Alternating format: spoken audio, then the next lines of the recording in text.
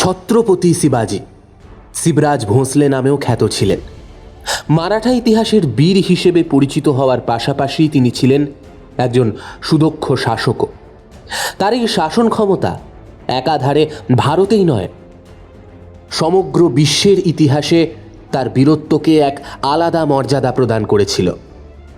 মারাঠা ইতিহাসে রচয়িতা হওয়ার পাশাপাশি তিনি মুঘল শাসনতান্ত্রিক নীতি নির্ধারণের ক্ষেত্রেও এক আলাদা আভিজাত্যের জন্ম দিয়েছিলেন। তার জীবনে দেবীর আশীর্বাদ তাকে কতখানি শক্তিশালী সম্রাটে পরিগণিত হতে সহায়তা করেছে, আজ সেটাই আমরা শুনব।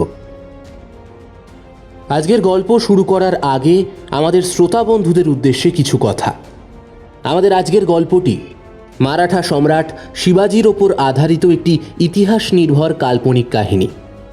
ঐতিহাসিক স্বাদ অক্ষুণ্ণ রাখতে গল্পে কিছু ধর্মীয় প্রসঙ্গের উল্লেখ রয়েছে, যা শুধুমাত্র মনোরঞ্জনের উদ্দেশ্যেই ব্যবহৃত।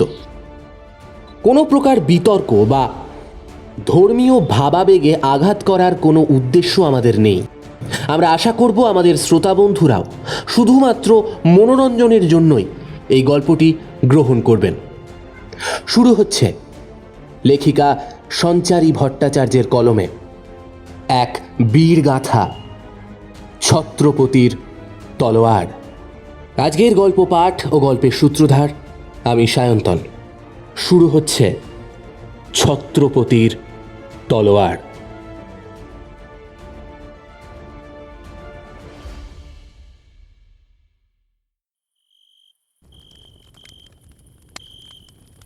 ओम नमः कर्माणि भैरवे च नमः असम ओम नमः हं कर्माणि सिद्धि च चामुण्डाय हुं हुं ऐं क्लीं क्लौं कालीके सिद्धिनहं कर्माणि फट् स्वाहा। যজ্ঞের আগুনে ঘি ও ধুনো নিক্ষেপ করলেন শিবরাজ। মারাঠা রাজ্যের বিজিত সর্বোৎকৃষ্ট নৃপতি হওয়ার পূর্ববর্তী মুহূর্তের এই পূজাই যে মারাঠা কুলের ইতিহাস রচনার প্রধান উপাদান হিসেবে কাজ করবে, তা পরবর্তী ঐতিহাসিকেরা আগে থেকে আন্দাজ করতে পারেননি।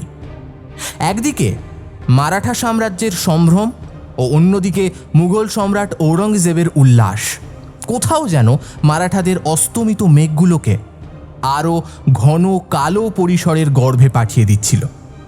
কুলুপ গুহায় বসে নিজের রাজ্যকে রক্ষার কৌশল আয়ত্ত করছিলেন শিবাজি। মারাঠা অধিপতি হওয়ার পাশাপাশি তিনি ছিলেন এক মস্ত বীর যোদ্ধা, যার হাতে সেনাধিপক্ষেরা নিজের প্রাণ বিসর্জন দেওয়ার পূর্ব মুহূর্ত পর্যন্ত সন্ত্রস্ত হয়ে থাকতেন। এক সহস্রম তন্ত্রবিদ্যার শেষ নৈবেদ্যটিকে যজ্ঞের আগুনে অর্পণ করার সাথে সাথেই উদিত হলেন দেবী শক্তি। উদ্ভাসিত আলোর রেশে পরিপূর্ণ হয়ে উঠল চতুর্দিক। ঠিক সেই সময় শিবরাজ নিজের দীপ্ত কণ্ঠের জাদু বলে জয় ভবানীর মাদকতায় দেবীর পাদপদ্মে অর্পণ করলেন লাল জবা ফুলের শাড়ি। মারাঠা ইতিহাসে মারাঠাদের বিজয় পতাকা আবির্ভাবের কাজ সেই লগ্নেই প্রায় আরম্ভ হয়ে গিয়েছিল। তবে এই ইতিহাস রচনার কাজ এতটাও সহজ ছিল না। ভারতবর্ষের মানচিত্রের বুকে স্থান করে নেওয়া দাক্ষিণাত্য এত সহজে নিজের ব্যাপ্তি ঘটাতে পারেনি। এই জায়গাটি নিজের জন্য বলবৎ করে রেখেছিলেন সুলতানি ও আফগানি শক্তিবিদেরা। সেই ইতিহাসের অতীত ঝলকের মধ্যেই লুকিয়েছিল মারাঠা বীর শিবাজির উত্থানের জয়গাথা। প্রতিদিনের মতো সেদিনও নিজের কক্ষে বিশ্রাম নিচ্ছিলেন আদিল শাহ। ঠিক সেই সময় শাহজি একটি বিশেষ সুসংবাদ দিতে এগিয়ে এলেন। সম্রাটের জয় হোক। সম্রাট, আজকে আমাদের বড়ই খুশির দিন।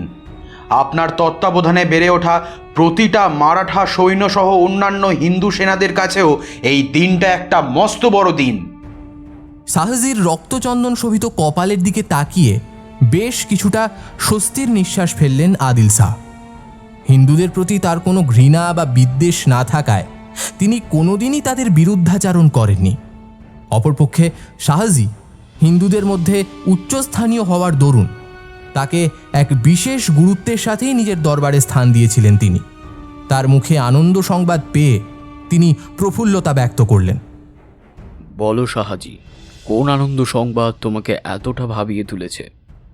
মুঘলদের তরফ থেকে কি আমাদের কর মুকুব করে দেওয়া হয়েছে, নাকি ওনারা আমাকে আরও অধিক পরিমাণে তদবির পেশের অনুমতি দিয়েছেন, নাকি তোমাকে আবার ঔরঙ্গজেব ডেকে পাঠিয়েছেন?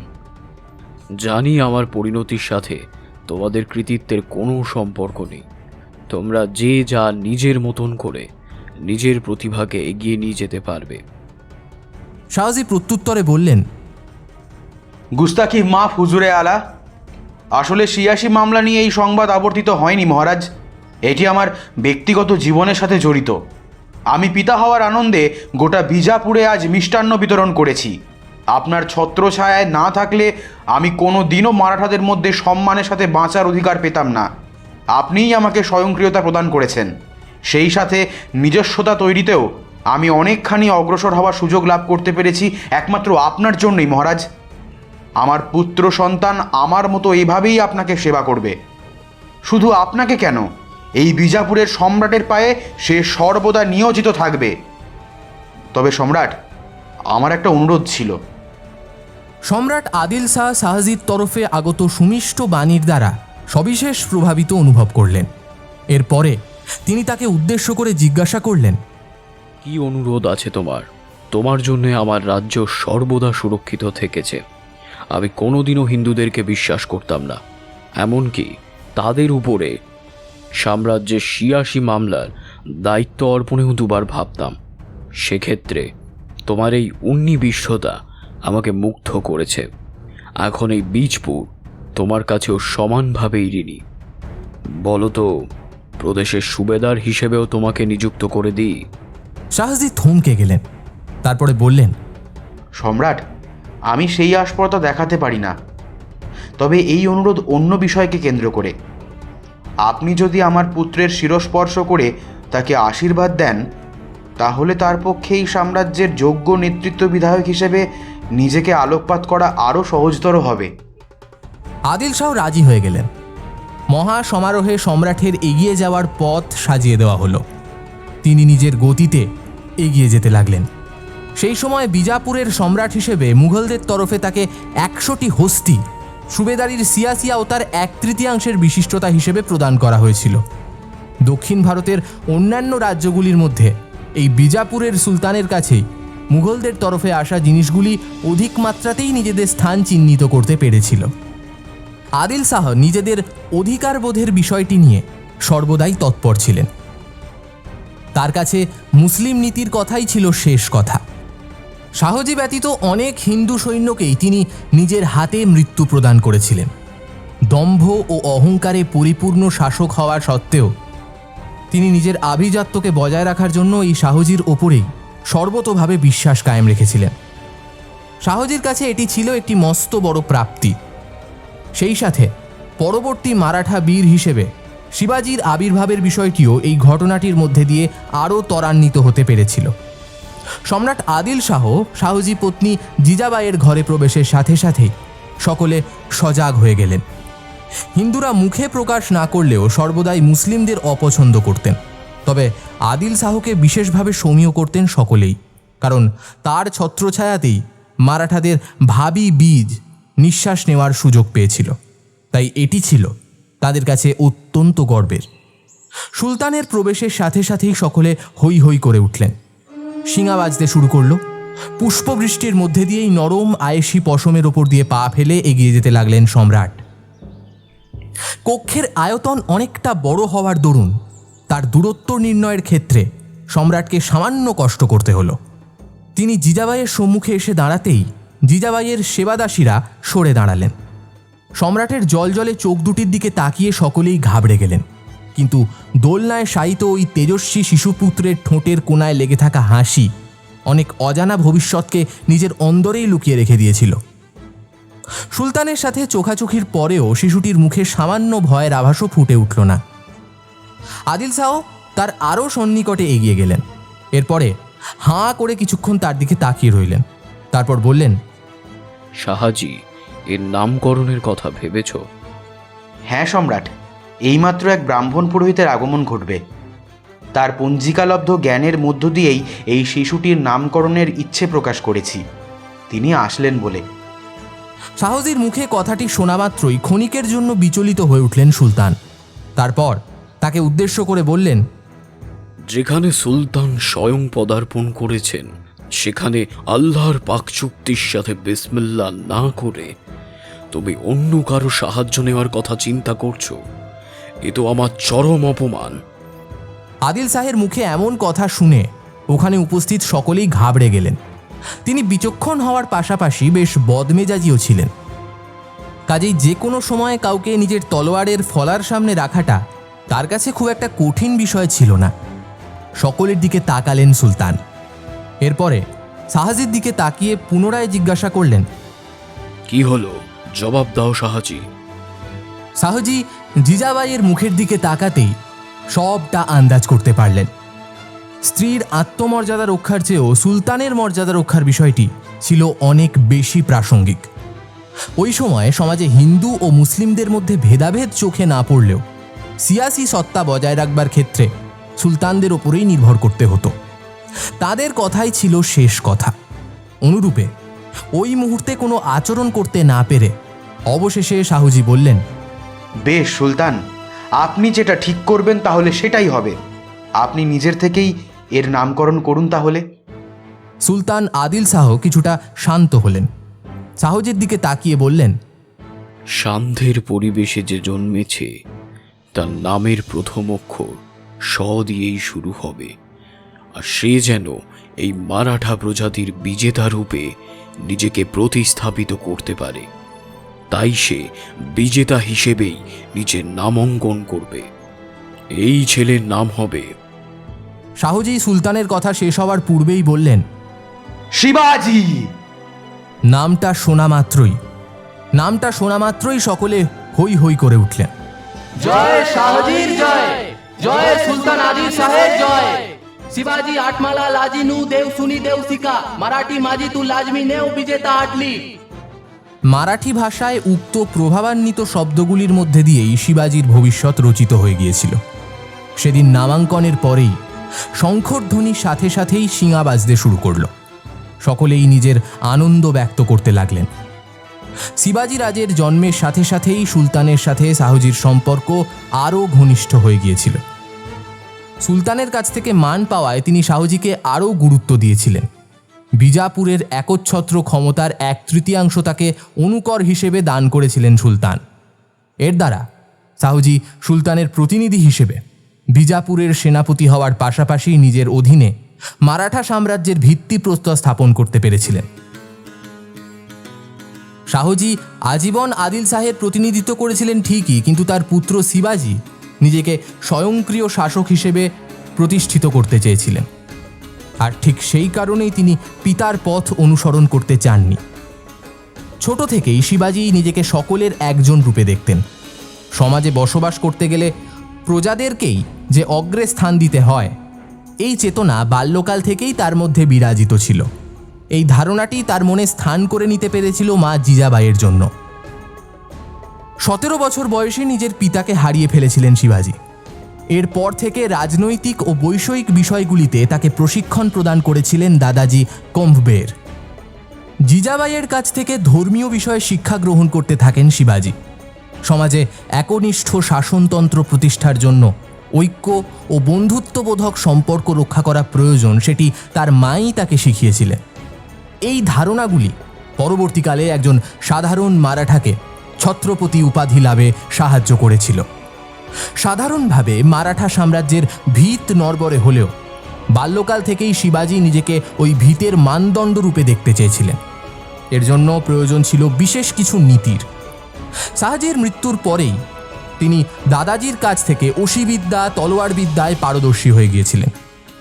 দাদাজি সাহেবকে নিজের চোখের সামনেই নিজের পুত্রের মৃত্যু দেখতে হওয়ায় খুব বেশি দিন তিনিও এই শোক সহ্য করতে পারেননি।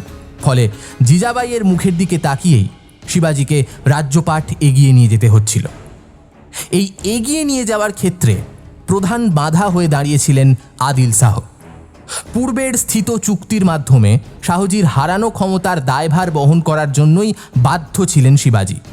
কিন্তু শিবাজির অন্তরে চলতে থাকা ভাবাবেগ ও সমাজের জন্য কিছু করার তাগিদ তাকে সর্বোপরি অধিপতির ভূমিকায় আসীন হওয়ার ক্ষেত্রে অনেকটা সাহায্য করেছিল। তবে আদিল শাহ শিবাজির এই নীতিবাগীশ মানসিকতাকে কোনো দিনও সমর্থন করতে পারেননি। 20 বছর বয়স থেকেই শিবাজি স্থানীয় দলের নেতাদের সাথে দল গঠন করতে শুরু করে। মুসলিমদের তিনি একেবারেই পছন্দ করতেন না। বৈদেশিক শত্রুরূপে পরিচিত এই সকল মুসলিম শাসকেরা যে কখনোই ভারতের মাটির ওপরে নিজের অধিকার প্রতিষ্ঠা করতে পারবেন না, ছোটবেলা থেকেই এই বিষয়টা তার কাছে কাঁচের মতো স্বচ্ছ হয়ে ধরা দিয়েছিল। এই বিষয়গুলোর মধ্যে দিয়েই সুলতানি শক্তির সাথে গোপনে ষড়যন্ত্রে জড়িয়ে পড়তে থাকেন শিবাজি। তিনি গোপনে এই বৈদেশিক শক্তিকে উচ্ছেদ করবার জন্য স্থানীয় দলনেতাদের সাথে হাত মিলিয়ে খুব অল্প বয়স থেকেই নিজস্ব সেনাবাহিনী নির্মাণে লেগে পড়েন।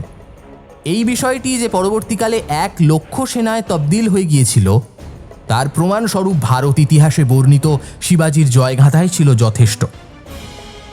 দাদাজির মৃত্যুর পরে মারাঠা সেনাদের প্রতিনিধিত্বের জন্য শিবাজি এক বিশেষ ব্যক্তিকে নিয়োগ করেছিলেন। শাহ অরুণ নামের ওই মানুষটি শিবাজিকে মুঘলদের বিষয়ে সমস্ত তথ্য জোগাড় করে দিতেন।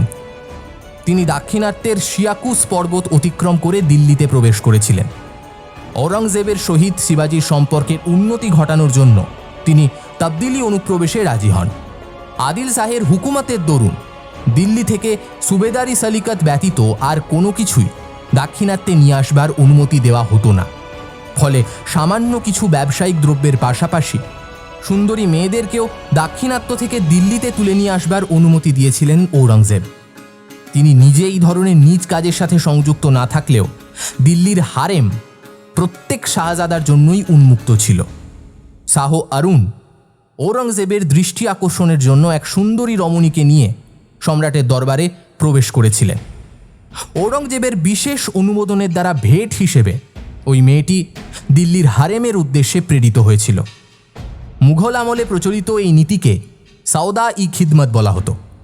এই নীতির দ্বারা হারেমে মহিলাদের কেনাবেচার রীতি প্রচলিত ছিল। শিবাজি পূর্ববর্তী শাসন ব্যবস্থায় এই নীতির প্রচলন থাকলেও ঔরঙ্গজেবের মধ্যবয়স থেকেই এই নীতির ক্ষেত্রে বাধ্যবাধকতা জারি হওয়া শুরু হয়। তবে শিবাজি প্রাদেশিক বিষয়গুলিতে অজ্ঞ থাকায় তিনি সেই মুহূর্তে শাহ অরুণের ওপরেই বিশ্বাস করতে বাধ্য হয়েছিলেন। শাহ অরুণের সাথে ঔরঙ্গজেবের এক ঘনিষ্ঠ সম্পর্ক তৈরি হয়েছিল। তবে তিনি যে মারাঠাদের গুপ্তচর হিসেবে দিল্লিতে প্রবেশ করেছিলেন এই বিষয়ে ঔরঙ্গজেব গোপন সূত্রে খবর পান। তবে খবরটি পাকাপাকিভাবে ছড়িয়ে পড়েছিল এক সান্ধ্য আলাপের মধ্যে দিয়ে। ঔরঙ্গজেবের প্রিয় স্থান ছিল সুলেইলি হুল আখড়া। ইতালি থেকে বেঞ্জামিন ইলের তাকে এক বিশেষ মার্বেল পাথর এনে দিয়েছিলেন। সম্রাটকে ভেট হিসেবে প্রদত্ত এই পাথরের এক সবিশেষ গুণ ছিল। ওই স্থানে দাঁড়িয়েও একাধিক জায়গায় আলোকিত বিষয়গুলি সম্রাটের কানে আসত। এই বিষয়টি সম্পর্কে সম্রাট ব্যতীত আর কেউই জানতেন না। তাই তিনি গোপনে শাহ অরুণকে ওখানে দেখা করবার জন্য আমন্ত্রণ জানান। স্বয়ং সম্রাট সাক্ষাতে তৎপর জেনে শাহ অরুণ সবিনয়ে এই অনুরোধ মেনে নেন। সান্ধ্য জলসাঘরে ঘেরা অভূতপূর্ব পরিবেশে সাক্ষাৎ হল উভয়ের। ঔরঙ্গজেব তাকে উদ্দেশ্য করে বললেন, পধারিয়ে চশমে বদ্দুর, আপনার জন্যই অপেক্ষা করছিলাম। আসলে সিয়াসি কাজে ব্যস্ত থাকবার দরুন কারোর সাথে সেভাবে সাক্ষাতের সুযোগ ঘটে না। বিশেষত ভিনদেশীদের সাথে আমি খুব একটা সাক্ষাতে গুরুত্ব প্রকাশ করি না। ইবাদতখানায় মেহরুমের সাথেও আমার সাক্ষাৎ হয়েছে, তবে এখন হারেমের পরিবেশ একেবারে বদলে গিয়েছে। আমরা সেভাবে কাউকেই আটক করে রাখছি না। সেখানে আপনি দাক্ষিণাত্য থেকে এসেছেন বলেই হয়তো আমি এই সিদ্ধান্ত মেনে নিয়েছি।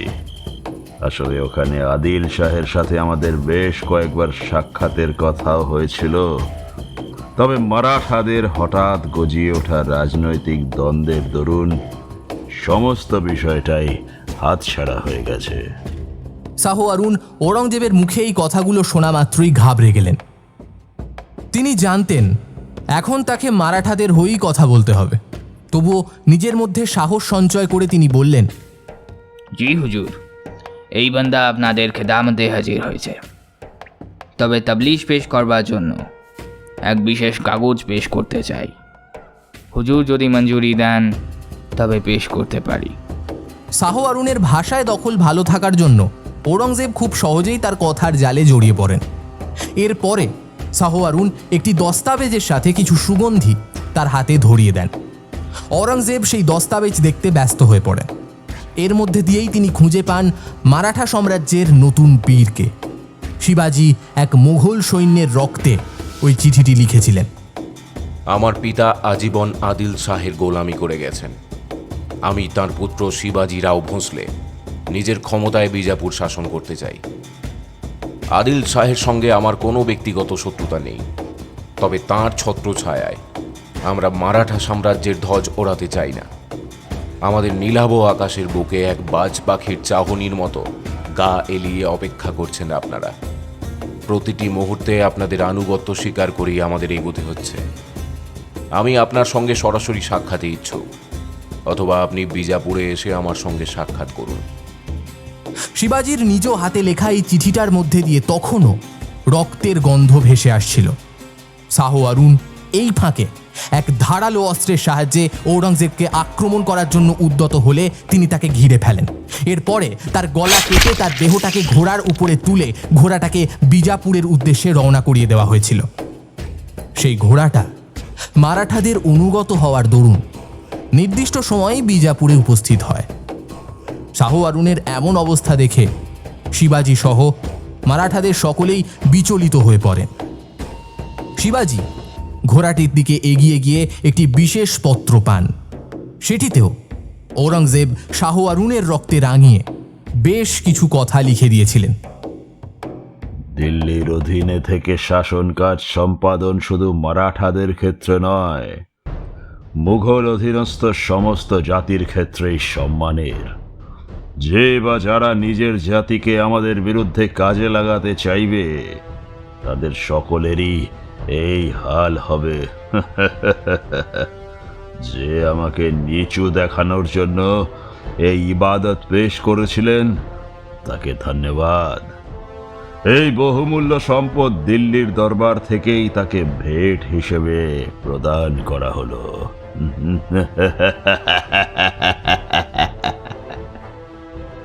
শিবাজির কাছে সেটি ছিল প্রথম পরাজয়। মুঘল অধিপতি ঔরঙ্গজেব যে এতটাও সাধারণ মানুষ নন, সেটি তার এই আচরণের মধ্যে দিয়েই স্পষ্ট হয়ে গিয়েছিল। ইতিমধ্যে শাহজাহানের তরফ থেকে আদিল শাহকে দিল্লির দরবারে ডেকে পাঠানো হয়।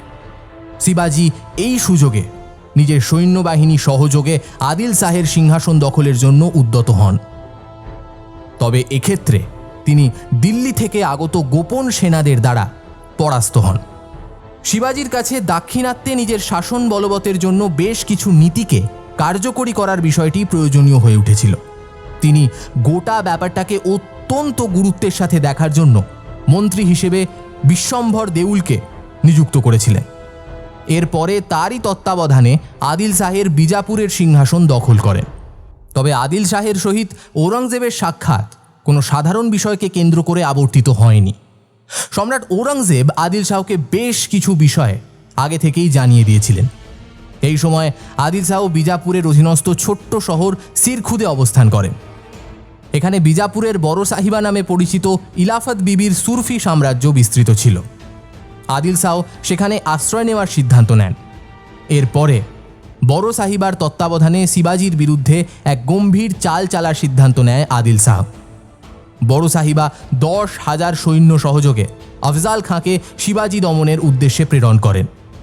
এই সময় শিবাজির অধীনে মারাঠা সাম্রাজ্য বেশ অনেকখানি বৃদ্ধি পেয়েছিল।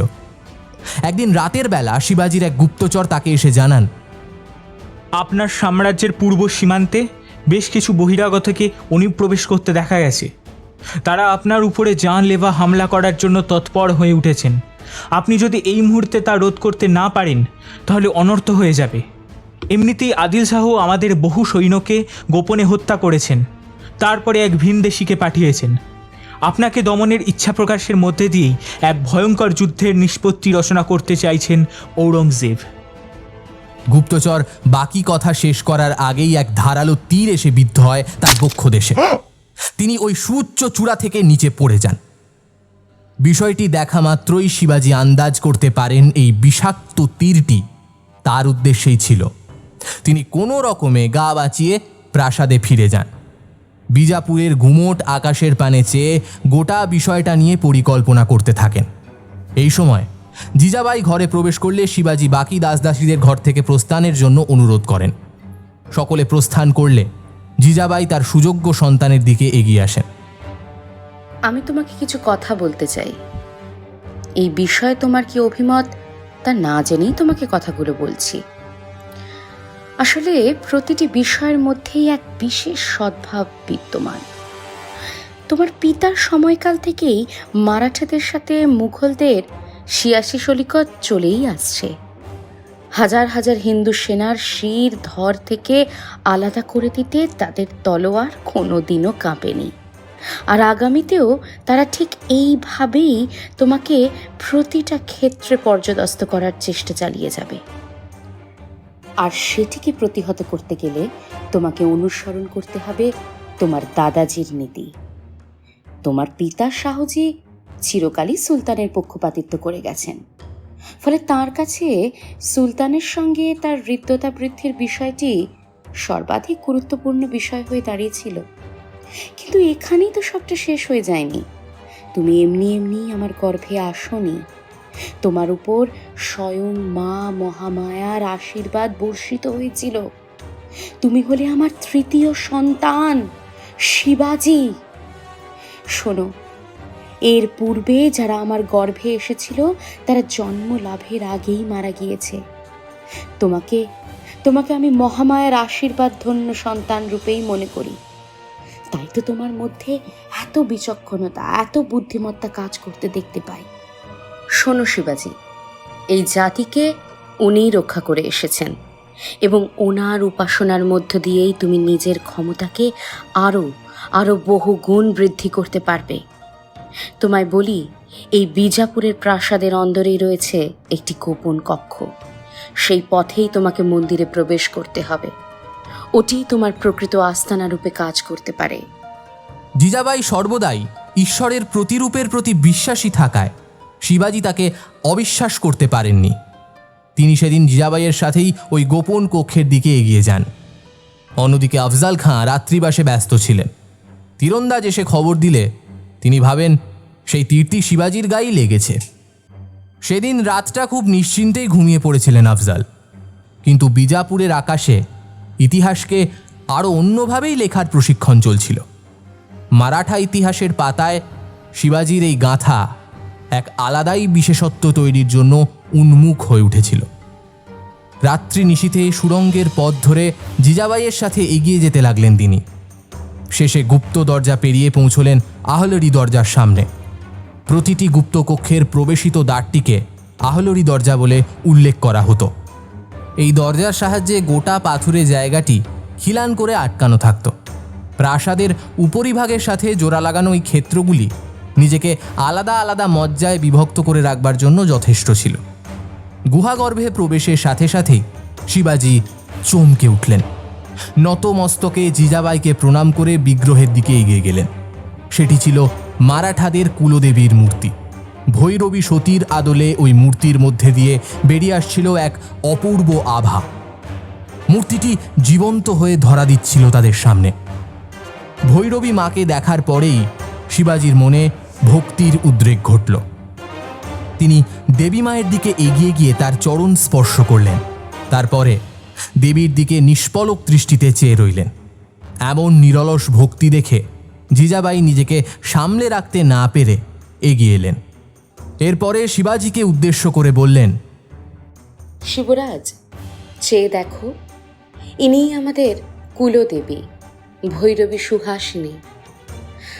আমি স্বপ্নাদেশ পেয়ে দক্ষিণাত্যের মালভূমির পাদদেশ থেকে ওনাকে খুঁজে পেয়েছিলাম, আর সেই থেকেই আমি ওনার অর্চনা করে এসেছি।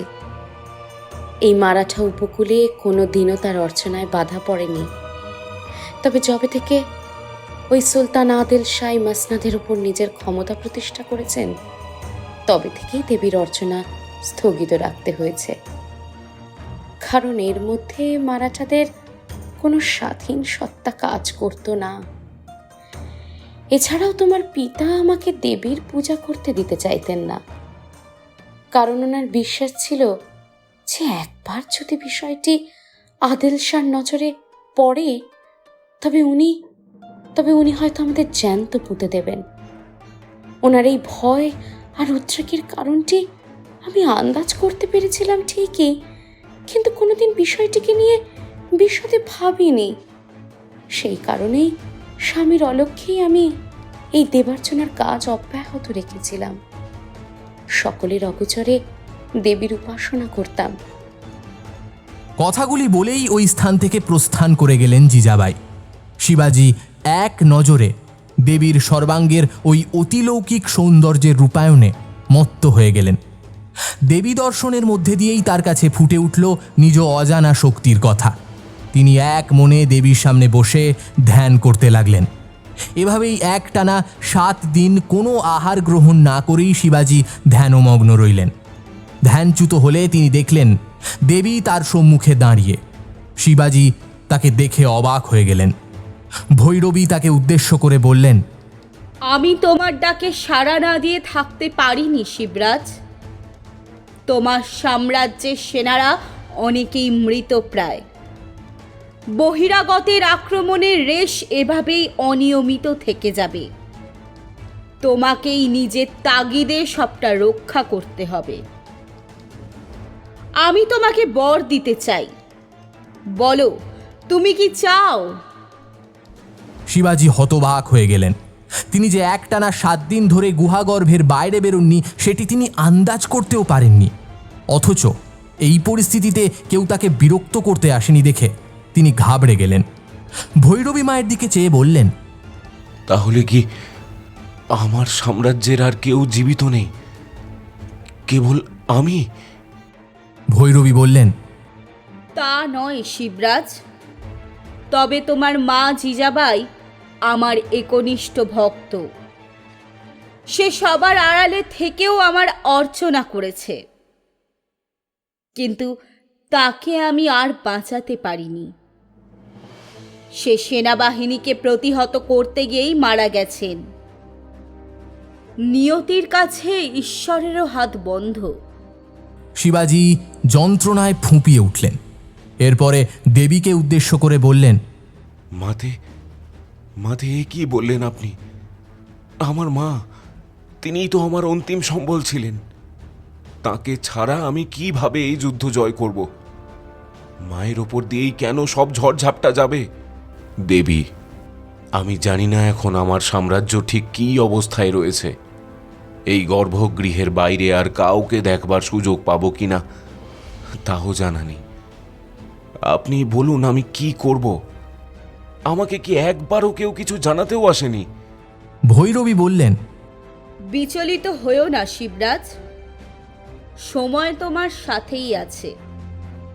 তবে তোমাকে খুব সাবধানে এগোতে হবে। তুমি আমার শরণাপন্ন হয়েছ, তোমার নির্লোভ কাকুতি আমি গ্রহণ করেছি। তোমাকে আমি অবশ্যই সহায়তা করব, তবে সময়ের পূর্বে আমি কিছুই করতে পারবো না। তোমাকে এক সহস্রম তন্ত্র সাধনা করতে হবে। এই সাধনার দ্বারা আহরিত জ্ঞান তোমাকে তোমার ভবিষ্যতের ছবি দেখাবে। স্পষ্ট হয়ে উঠবে প্রতিটা অজানা দিক। এই খাঁড়া তোমাকে যুদ্ধের অবতরণে সাহস যোগাবে। তবে একটা কথা শিবরাজ, তোমাকে অস্ত্রের পরিবর্তে বেশ কিছু যুদ্ধ নিজের বুদ্ধিবল দ্বারাও জয় করতে হবে। এটাই তোমার মারাঠা সাম্রাজ্যের আধিকারিক হিসাবে চিহ্নিত করবে ও সেই সাথে তোমার যোগ্য মর্যাদাও পাবে। শুধু অস্ত্র তুলে ধরলেই একজন প্রকৃত যোদ্ধা হওয়া যায় না, সেই সাথে বুদ্ধিমত্তা ও সঠিক সময়ে নীতি নির্ধারণের ক্ষমতাও থাকতে হয়। এই দুয়ের সমন্বয় সাধিত হলে তবেই তুমি এই বিশাল সাম্রাজ্যের অধিপতির ভূমিকায় আসীন হতে পারবে। এতদ বাক্য পাঠ করেই দেবীর অন্তর্ধান ঘটল। দেবীর আধিরাগমনের সাথে সাথেই গোটা জায়গাটিতে বেষ্টিত থাকা আলোকোজ্জ্বল ছটাটিও উধাও হয়ে গেল। চোখ মুদে নিলেন শিবাজি। ঠিক এই সময় বেশ কিছু সেনা তার দরজায় এসে নিজেদের তবদিল পেশ করলেন। মহারাজ, অধিরাজ আফজাল এদিকে এগিয়ে আসছেন। সাম্রাজ্যে একাধিক ঘটনা ঘটে গিয়েছে। জিজাবাইয়ের অনুমতি না থাকায় আমরা কেউই আপনার কাছে খবর পৌঁছে দিতে পারিনি। উনিও আর আমাদের মাঝে নেই মহারাজ। আপনার সাহায্য ব্যতীত এই সাম্রাজ্যের ভিত টিকে রাখা অসম্ভব। শিবাজি তার সেনাপতির কথা শুনলেন। এরপরে সাম্রাজ্যের অবস্থার কথা মাথায় রেখে তিনি বললেন, আমাদের ভেঙে পড়লে চলবে না। যেভাবেই হোক এই সাম্রাজ্যকে রক্ষা করতেই হবে। মুসলিম সেনাদের আধিপত্যকে মেনে নিলে আমাদের পরাজয় সাধিত হবে। এতদিনের অধিকারবোধ চিরতরে খর্ব হয়ে যাবে। যারা আমাদের দিকে তাকিয়ে স্বরাজের জন্য অপেক্ষা করছেন তাদেরকে আশাহত করাটা চরম অন্যায় হবে। আমাদেরকে ভেদাভেদ না মেনে যুদ্ধে অবতীর্ণ হতে হবে। তার জন্য প্রয়োজন আমাদের যা আছে তাকেই সম্বল বানিয়ে এগোনো। সেনাপতি রুদ্রাম সিং বললেন, মহারাজ, আমাদের কাছে মাত্র 1000 সেনা রয়েছে। সেখানে আফজাল খাঁ 10,000 সৈন্য সহযোগে সাম্রাজ্যের উপকণ্ঠে এসে উপস্থিত হয়েছেন।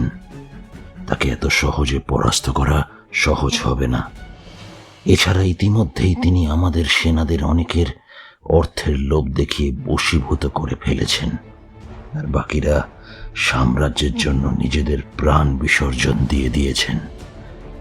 অপরপক্ষে আফজাল খাঁয়ের সাথে সম্রাট আওরঙ্গজেব রয়েছেন। তিনি নিজে আসতে না পারলেও এভাবেই একে একে সকলকে পাঠাচ্ছেন। উদ্দেশ্য একটাই, আপনাকে পরাজিত করা। শাহ আরুনের মৃত্যুর পরে তিনি আদিল শাহের সহিত এক বিশেষ সাক্ষাতের আহ্বান করেছিলেন।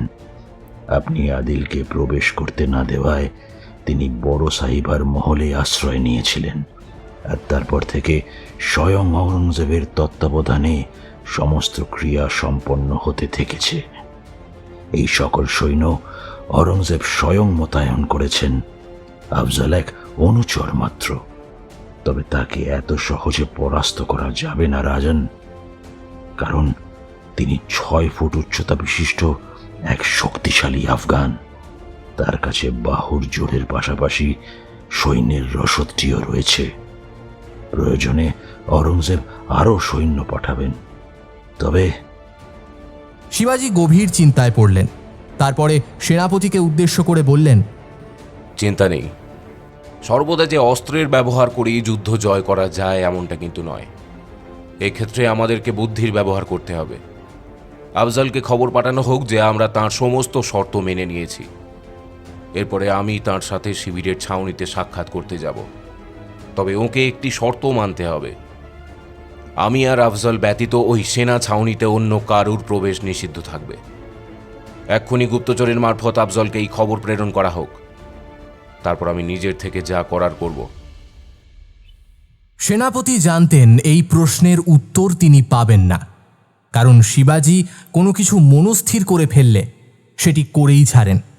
তার বুদ্ধিমত্তার বিষয়টি তিনি কোনো সময় সাম্রাজ্যের অধীনস্থ কাউকে আন্দাজ করতে দেন না। তাই সেনাপতি রুদ্রাম সিং কোনো কথা না বাড়িয়ে এক বিশেষ দস্তাবেজ প্রস্তুত করে তাতে শিবাজির সমস্ত ইচ্ছার কথা লিখে দিলেন। এরপরে গুপ্তচরের সাহায্যে সেটিকে আফজালের সেনা ছাউনিতে পাঠানোর সুবন্দোবস্ত করলেন। আফজালের হাতে ওই দস্তাবেজটি পৌঁছনোর সাথে সাথেই তিনি চতুর শিবাজির মনসুবা আন্দাজ করতে পারলেন। তাকে তারই খেলায় মাত দেওয়ার জন্য তিনি তাকে ডেকে পাঠালেন। তবে যে গুপ্তচর মারফত তার কাছে ওই খবরটি পৌঁছেছিল তার ডান হাতের কোরে আঙুলটা কেটে ওই পত্রের সাথেই ফেরত দেওয়া হলো। সেটি শিবাজির চোখে পড়ার পরেও তিনি অবাক হলেন না। নরমপট্টি করেও সেই গুপ্তচরটিকে রক্ষা করা সম্ভব হলো না।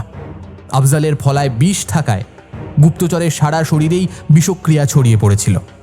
এর ফলে শেষ রক্ষা আর হলো না। রুদ্রাম সিং গোটা বিষয়টি শিবাজিকে জানালেন। শিবাজি সবটা শুনে তাকে বললেন, বেশ, আমিও তেমনই বিষক্রিয়া সম্পন্ন এক ফলার সাহায্য নেব। বাঘ নখের সাহায্যেই যেন সেই ফলা প্রস্তুত করা হয়। আমার থেকে উচ্চতায় বেশি হওয়া সত্ত্বেও যেন সেটি আফজলের শরীরকে চিরে বেরিয়ে যেতে পারে, সেটি থাকবে আমাদের প্রচেষ্টা। শিবাজির কথা মতো রুদ্রাম সিং ফলার সাথে ওই বিষাক্ত সর্পের বিষ মিশিয়ে তৈরি করলেন ওই ধারালো বাঘনখটি। তারপরে সেটিকে শিবরাজের হাতে তুলে দিলেন। শিবাজি দেবী ভৈরবী মাকে প্রণাম জানিয়ে আফজালের ছাউনির দিকে অগ্রসর হলেন। সেদিন ছিল পূরণমাসী অর্থাৎ মাঘী পূর্ণিমার রাত। ওই সময় ঈদের জশন বা অনুষ্ঠানের বিশেষ আয়োজন রাখা হয়েছিল। শিবাজি সকলের অজান্তেই সেই অনুষ্ঠানে প্রবেশ করলেন এবং সকলের দৃষ্টি এড়িয়ে ভিড়ে মিশে গেলেন। আফজালের দুই বিস্ফারিত চোখ ওই ভিড়ের মধ্যেই শিবাজির অন্বেষণে মশগুল হয়েছিল। তিনি কোথাও তাকে দেখতে না পেয়ে অনুষ্ঠান ক্ষেত্র থেকে উঠে এলেন। এরপরে নিজের ছাউনির দিকে অগ্রসর হতে শুরু করলেন। সেখানে প্রবেশের সাথে সাথেই শিবাজি তাকে পেছন থেকে আঘাত করবার চেষ্টা করতেই তিনি তাকে বাহুর সাহায্যে জাপটে ধরে মেঝের ওপর আছড়ে ফেললেন। শিবাজি পিঠে চোট লাগা সত্ত্বেও উঠে দাঁড়ালেন। তারপর হঠাৎ মত পরিবর্তন করে সন্ধির হাত বাড়িয়ে দিলেন আফজালের দিকে। আফজাল বিষয়টি দেখে হতবাক হয়ে গেলেন। এরপরে তাকে উদ্দেশ্য করে জিজ্ঞাসা করলেন, কি ব্যাপার মারাঠা, তুমি তো আমাকেই মারতে এসেছ। তুমি মুখে না বললেও তোমার ওই দুটো সুচতুর চোখ সেটাই জানান দিচ্ছে। শিবাজি তার দিকে সহাস্যে তাকালেন। তারপরে তাকে উদ্দেশ্য করে বললেন, আপনার সম্পর্কে অনেক কিছুই শুনেছিলাম, আজ সত্যি পরখ করেও দেখে নিলাম। আপনার ক্ষমতা লাজবাব। সত্যি আপনার সম্পর্কে যা শুনেছি সেই সব কিছুকে মিথ্যা প্রমাণিত হতে দেখলাম, আর সেই সঙ্গে আবিষ্কার করলাম এক নতুন সুলতানকে। আমাকে ক্ষমা করবেন সুলতান, আমার গুস্তাখি মাফ করুন। আমি আপনার দিকে সন্ধির হাত বাড়িয়ে দিতে চাই। আজ আপনার আর আমার মধ্যে সমস্ত ভেদাভেদ মিটে যদি একটি পরিচ্ছন্ন সম্পর্ক রচিত হয়, তবে উভয়ের সাম্রাজ্যের অগ্রগতির ক্ষেত্রেই সেটি সুখপ্রদ হবে। শিবাজিকে হত্যার কৌশলটি আরও সহজতর হয়ে উঠেছিল। আফজাল শিবাজিকে নিজের দিকে আহ্বান করলেন। তাকে আলিঙ্গনের জন্য হস্ত বিকশিত করতেই শিবাজি তার কোমরে বেষ্টনীর সাথে জড়িয়ে থাকা বাঘ নখটি হাতে তুলে নিলেন। আফজালও নিজের বিষাক্ত ছোরাটি বার করে তার পিঠে গেঁথে দিতে চাইলেন। আর ঠিক সেই সময় শিবাজির হাতে থাকা ওই ধারালো বাঘ নখটি আফজালের বাঁদিক থেকে ডান দিকের পেটের অংশটিকে একেবারে ফালা ফালা করে দিল। ফিনকি দিয়ে রক্ত বেরিয়ে এলো। শিবাজির সারা শরীরে তখন আফজালের রক্তের ছিটে লেগে রয়েছে। মাটিতে লুটিয়ে পড়লেন আফজাল। সুবৃহৎ চেহারার ওই লোকটির ক্ষমতার কাছে শিবাজির বুদ্ধিমত্তা সেদিন জয়ী হয়েছিল।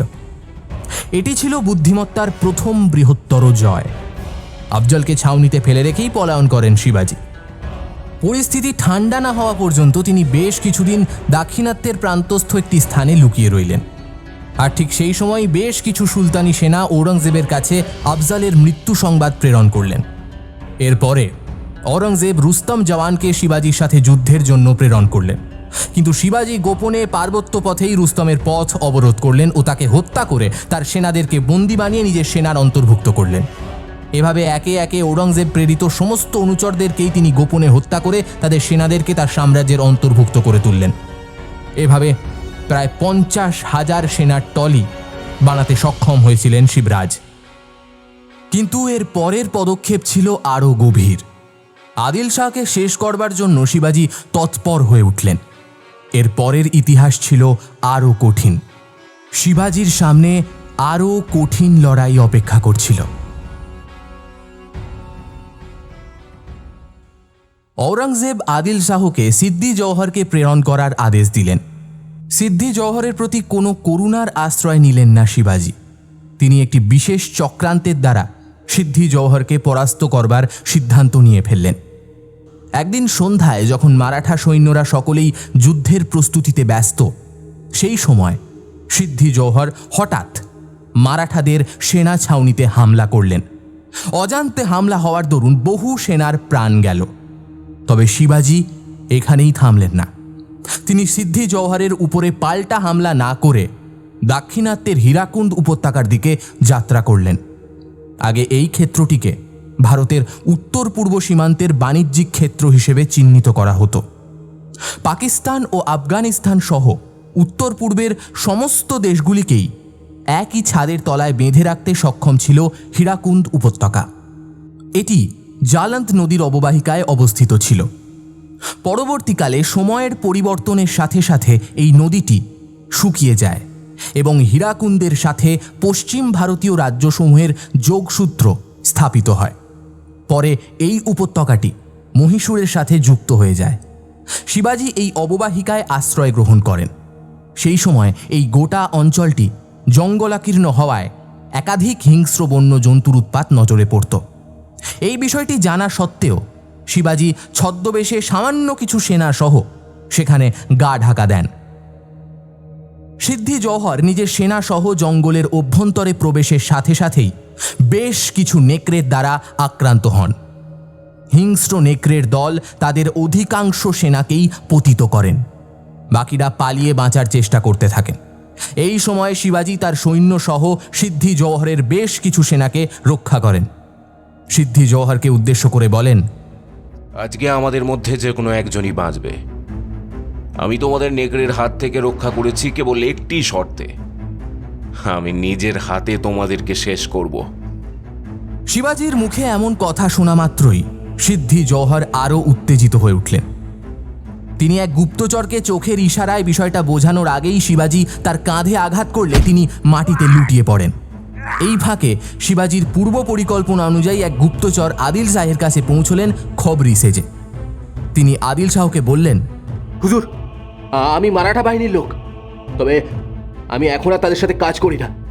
আপনাদের ছত্রছায়া থাকতে চাই, তাই আমি আপনাকে গোপন সূত্রে এক বিশেষ খবর দিতে এসেছি। আপনার যদি বিশ্বাস না হয় তাহলে আপনি আমার গর্দান নিতে পারেন। আদিল শাহ নিজের ঐতিহ্য নিয়ে বরাবরই দম্ভ করতেন, তবে মারাঠাদের নৈতিকতার প্রতি তার দৃঢ় বিশ্বাস ছিল। শাহজিকে তিনি নিজের সেনাপতি হিসেবে নিযুক্ত করার সিদ্ধান্ত নিয়ে জীবনে অনেক সমৃদ্ধি অর্জন করেছিলেন। এছাড়া মারাঠারা কতটা বচনবদ্ধ হন, কথা দিয়ে কথা রাখতে জানেন, এ বিষয়ে তার কোনো সন্দেহ ছিল না। তিনি ওই সেনানীকে বিশ্বাস করলেন। তারপর বললেন, বলো কি খবর আছে?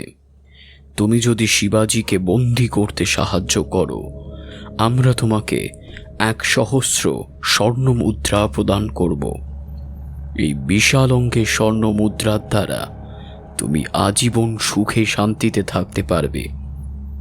কিন্তু তোমার কথা যদি মিথ্যে প্রমাণিত হয়, তাহলে তুমিও জানো তোমার পরিণতি ঠিক কি। জনাব, আপনার পাঠানো লোক সিদ্ধি জওহর এখন শিবাজির প্রতিনিধিত্ব স্বীকার করে নিয়েছে। তিনি মারাঠাদের সাথে সন্ধি করবার জন্য উদ্যত হয়েছেন। আজকে শিবাজি হীরাকুন্দের জঙ্গলে অভিযানের সময় সিদ্ধিকে রক্ষা করায় তিনি শিবরাজের অধীনতা স্বীকার করতে বাধ্য হয়েছেন। আজকেই ওনাদের মধ্যে সন্ধি সংগঠিত হবে। আর এই সন্ধির অর্থ আপনিও আশা করি আন্দাজ করতে পারছেন হুজুর। এই সন্ধির দ্বারা দিল্লির সম্রাট ঔরঙ্গজেবের নিকট আপনার নাক কাটা যাবে, আর আপনি সমস্ত রকম সহযোগিতা থেকে বঞ্চিত হয়ে পড়বেন হুজুর। বার্তাবাহকের মুখে এমন কথা শুনে রাগে ঘৃণায় গর্জে উঠলেন আদিল শাহ। তিনি নিজের দম্ভে অন্ধ হয়ে গেলেন। কোমর বন্ধনী থেকে তলোয়ার বার করে তিনি সেই বার্তাবাহকের মস্তক ধর থেকে উচ্ছেদ করে দিলেন। এর এত বড় আস্পর্ধা আমার সামনে দাঁড়িয়ে কিনা আমার পরাজয়ের কথা বলছে। এই ভূমি আমার, বীজপুরের উপর কেবল আমারই অধিকার বলবৎ রয়েছে। কেউ আমাদেরকে পরাস্ত করতে পারবে না। এই বিরোধী নীতি আওড়াতে আওড়াতেই সুলতান আদিল শাহ নিজের ছাউনি ত্যাগ করলেন। তিনি রাতের অন্ধকারে হীরাকুন্দের দিকে অগ্রসর হতে লাগলেন। শিবাজি তখনও সিদ্ধি জওহরের সাথে কথোপকথনে ব্যস্ত। নিজের চতুরতাকে কাজে লাগিয়ে শিবাজি নিজের চক্রান্তে সফল হয়েছিলেন ঠিকই, তবে নিজের বাল্যকালের বন্ধুকে চিরকালের জন্য হারিয়ে ফেলেছিলেন। শুধু জানতেন তিনি আর ফিরতে পারবেন না। তাই নিজের স্ত্রী ও পুত্রকে দেখাশোনার দায়িত্ব শিবাজির ওপরে ছেড়েই তিনি আদিল শাহের দরবারে উপস্থিত হয়েছিলেন।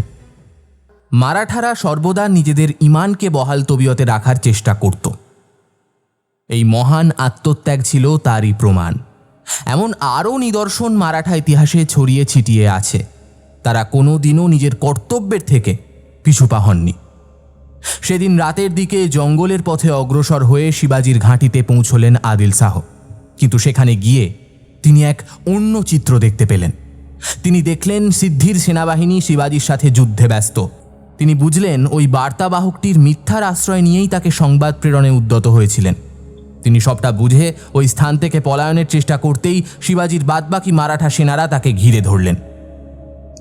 এই অবস্থায় নিজের সঙ্গে নিয়ে আসা কম সংখ্যক সেনাদের দ্বারা তিনি মারাঠা সেনাদের প্রতিহত করতে পারলেন না।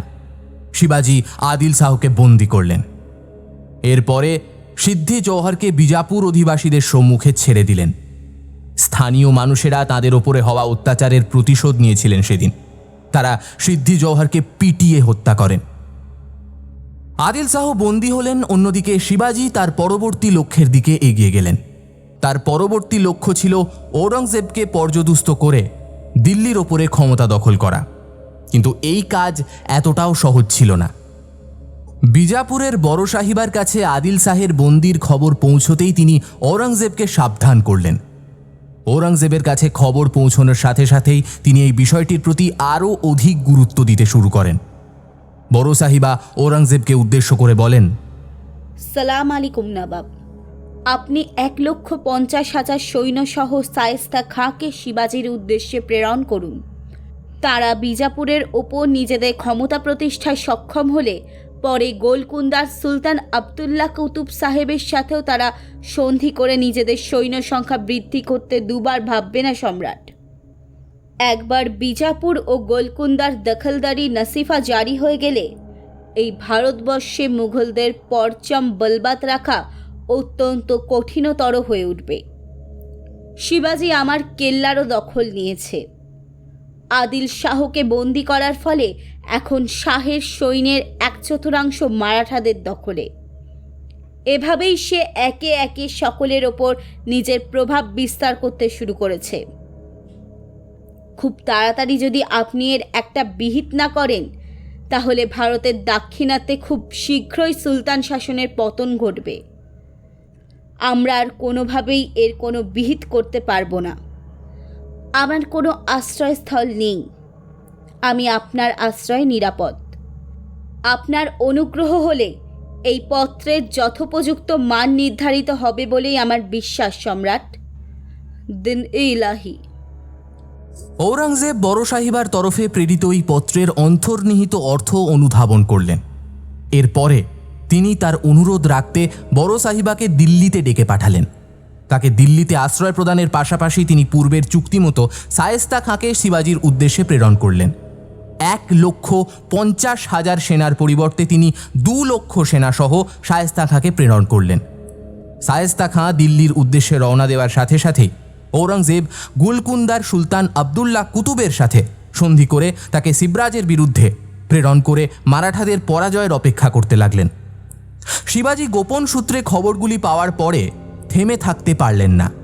তিনি পথিমধ্যে শায়েস্তা খাঁর সৈন্যবাহিনীর ওপরেই হামলা করলেন।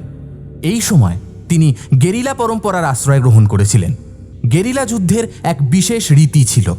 শিবাজি জঙ্গলকে আশ্রয় করে এই যুদ্ধ অভিযান সংগঠনের সিদ্ধান্ত গ্রহণ করেন। গেরিলা যুদ্ধে একজন সৈন্যই 10 জনের ওপর আক্রমণ করতেন। তারা জঙ্গলকে আশ্রয় করে যুদ্ধের সিদ্ধান্ত নেওয়ায় কেউই তাদের পদক্ষেপ টের পেতেন না। জঙ্গলের মধ্যে গা ঢাকা দিয়ে সহজেই নিজের যুদ্ধ অভিযানে জয়লাভ করতে সক্ষম হয়েছিলেন শিবাজি।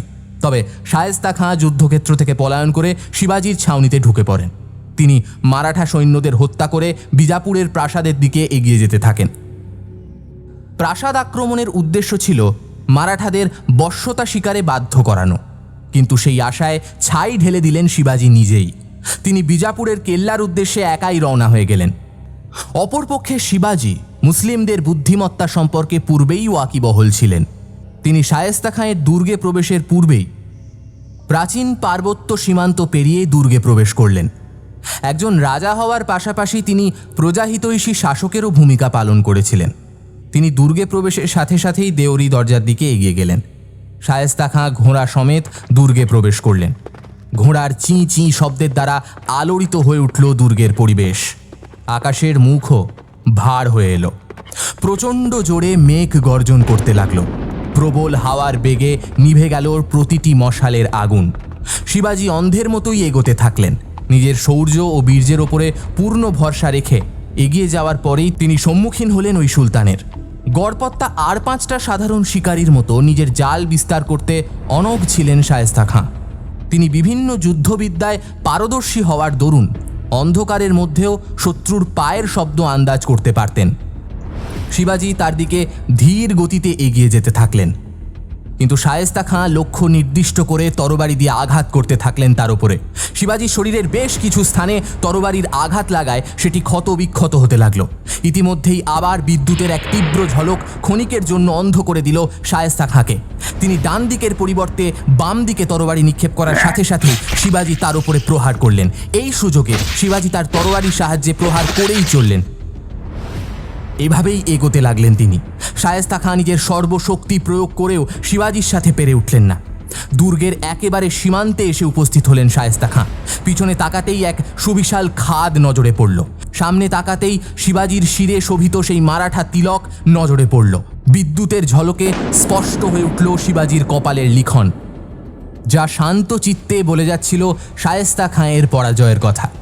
শিবাজি তাকে উদ্দেশ্য করে বললেন, এই শিবরাজ স্বয়ং মহামায়ার সন্তান, যার সঙ্গে দেবী শক্তি স্বয়ং রয়েছেন।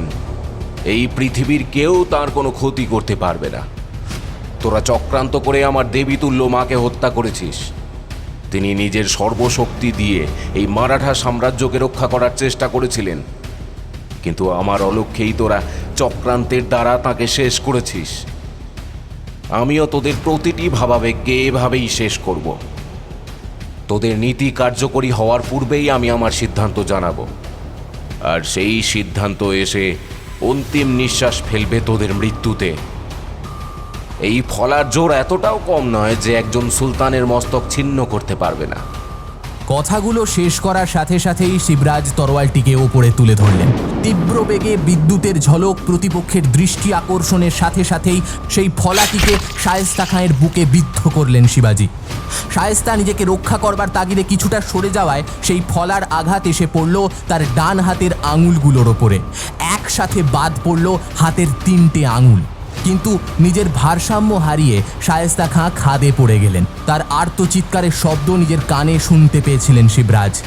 এটাই ছিল তার তৃতীয় বৃহত্তর জয়। ঔরঙ্গজেবের বিরুদ্ধে এইভাবে একে একে সকলকে পরাভূত করে চলেছিলেন শিবরাজ। শায়েস্তা খাঁকে দমনের মধ্যে দিয়েই তিনি সুলতানি ও ইলাহি শক্তির ওপরে একচ্ছত্র ক্ষমতা প্রতিষ্ঠায় সক্ষম হয়েছিলেন। এক টানা 4 বছর দিল্লির সম্রাট ঔরঙ্গজেব বিজাপুরের বিরুদ্ধে চোখ তুলে তাকানোর সাহস পাননি। এই সময় শিবাজির মারাঠা বাহিনী আরও অনেক বেশি শক্তিশালী হয়ে উঠতে পেরেছিল। মারাঠারা সকলেই শিবাজিকে নিজেদের একজন বলেই মনে করে থাকেন।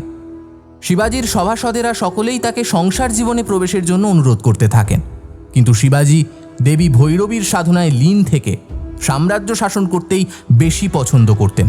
ফলে তার এই মতকে বদলানোর মতো ক্ষমতা সেখানে উপস্থিত কারোর মধ্যেই ছিল না। এই সময় শিবাজি একদিন শিকারের উদ্দেশ্যে কান্তারের দিকে অগ্রসর হলে পথিমধ্যে এক দরিদ্র ব্রাহ্মণ কন্যার সাথে তার সাক্ষাৎ হয়েছিল। সুয়ারা নামের এই মেয়েটিকে দেখা মাত্রই শিবাজি দুর্বল হয়ে পড়েন। এভাবে একাধিকবার সাক্ষাতের মধ্যে দিয়েই শিবাজি তাকে বিবাহের সিদ্ধান্ত নিয়ে ফেললেন। সোয়ারা ছিলেন ওই গ্রামের এক দরিদ্র ব্রাহ্মণ পরিবারের কন্যা। মারাঠা রাজের অর্ধাঙ্গিনীর পদ পাওয়ার কথা তিনি স্বপ্নেও কোনোদিন ভাবতে পারেননি। ফলে এটিই তার কাছে আশাতীত ছিল না। শিবাজি এই নিরাশাকে স্বপ্নের চাবিকাঠি প্রদানের মধ্যে দিয়েই বাস্তবে রূপান্তরিত করলেন। সোয়ারাবাইকে নিজের স্ত্রীর মর্যাদা দিলেন তিনি। সোয়ারা ছিলেন তার প্রথম স্ত্রী। এরপরে শিবাজি নিজের রাজ্য বিস্তারের দিকে নজর দেন। সোয়ারা তাকে দেশীয় বিষয়ে অনেক পরামর্শ দিতেন, এমনকি রাজনৈতিক বিষয়ে তিনি বেশ পারদর্শী ছিলেন। শিবাজি তার মধ্যে নিজের হারিয়ে যাওয়া দাদাজিকে খুঁজে পেতেন।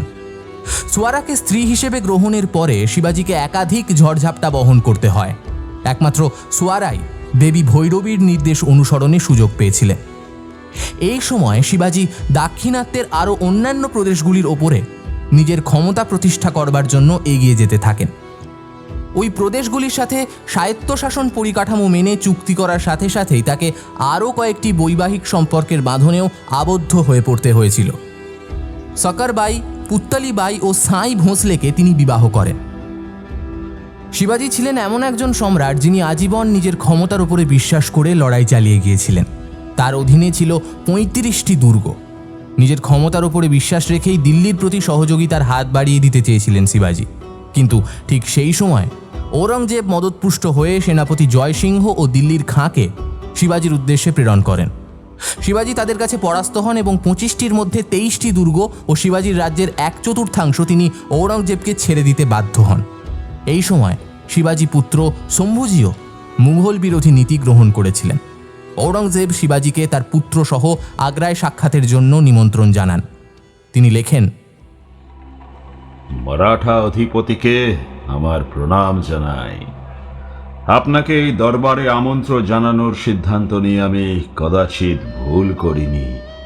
আমি আপনার পুত্রকে নিয়ে এখানে পদার্পণ করলে মুঘল দরবারের রোশনাই আরও বহুগুণ বৃদ্ধি পাবে। তাই আপনারা একত্রে যদি এখানে আসেন, আমি আপনাদের সাথে শাহী চুক্তি সম্পাদনের ইচ্ছা প্রকাশ করছি।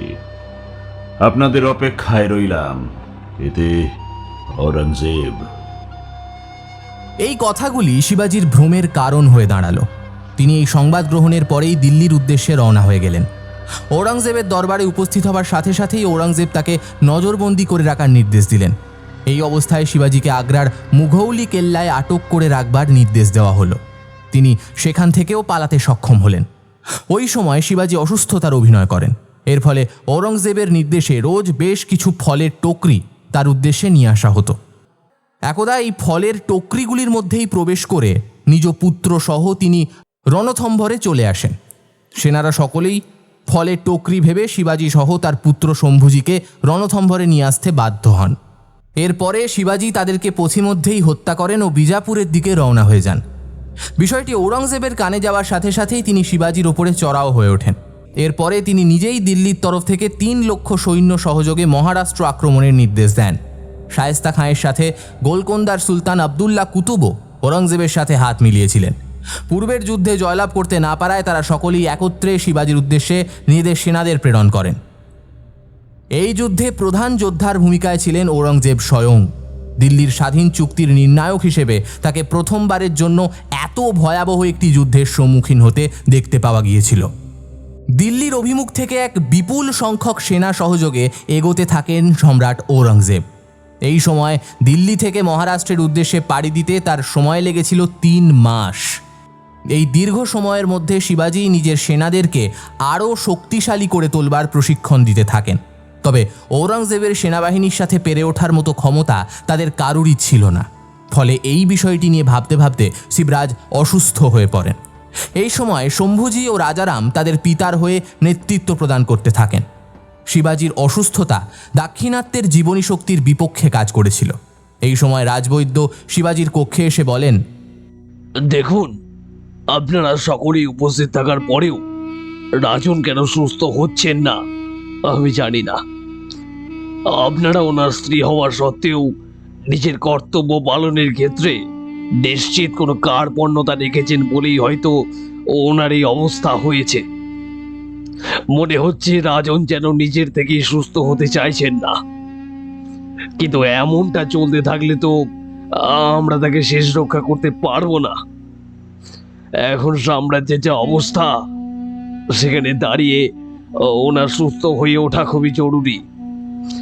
এই অবস্থায় আমি চিকিৎসার ক্ষেত্রে কিছু নিয়ম নীতি পালন করতে পারি, কিন্তু তার দ্বারা ওনার অবস্থার কোনো উন্নতি সাধিত হবে কিনা সত্যি আমার জানা নেই।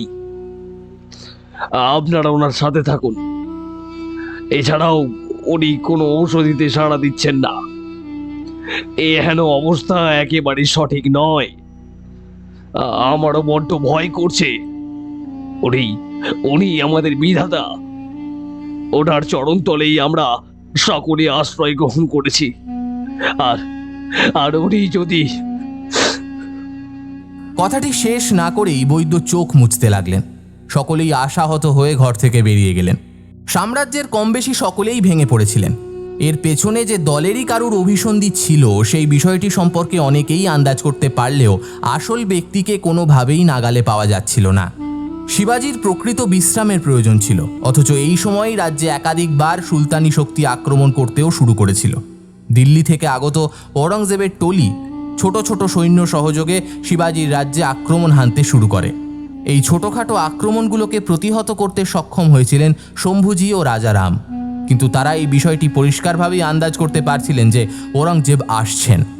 এক বিপুল শক্তি সহযোগে আসা এই আগমন চিরতরে তাদেরকে অন্তিম পর্যায়ের দিকে নিয়ে যাবে। পতন ঘটবে মারাঠা শক্তির। একটানা 1 মাস বাবদ শিবাজি কারুর ডাকেই সাড়া দিলেন না। একদিন রাত্রে যখন শিবাজি তার নিজের কক্ষে বিশ্রাম নিচ্ছেন, ঠিক সেই সময় এক অতিলৌকিক শক্তি তার ঘরে প্রবেশের সাথে সাথে তার ধ্যান ভ্রষ্ট হল।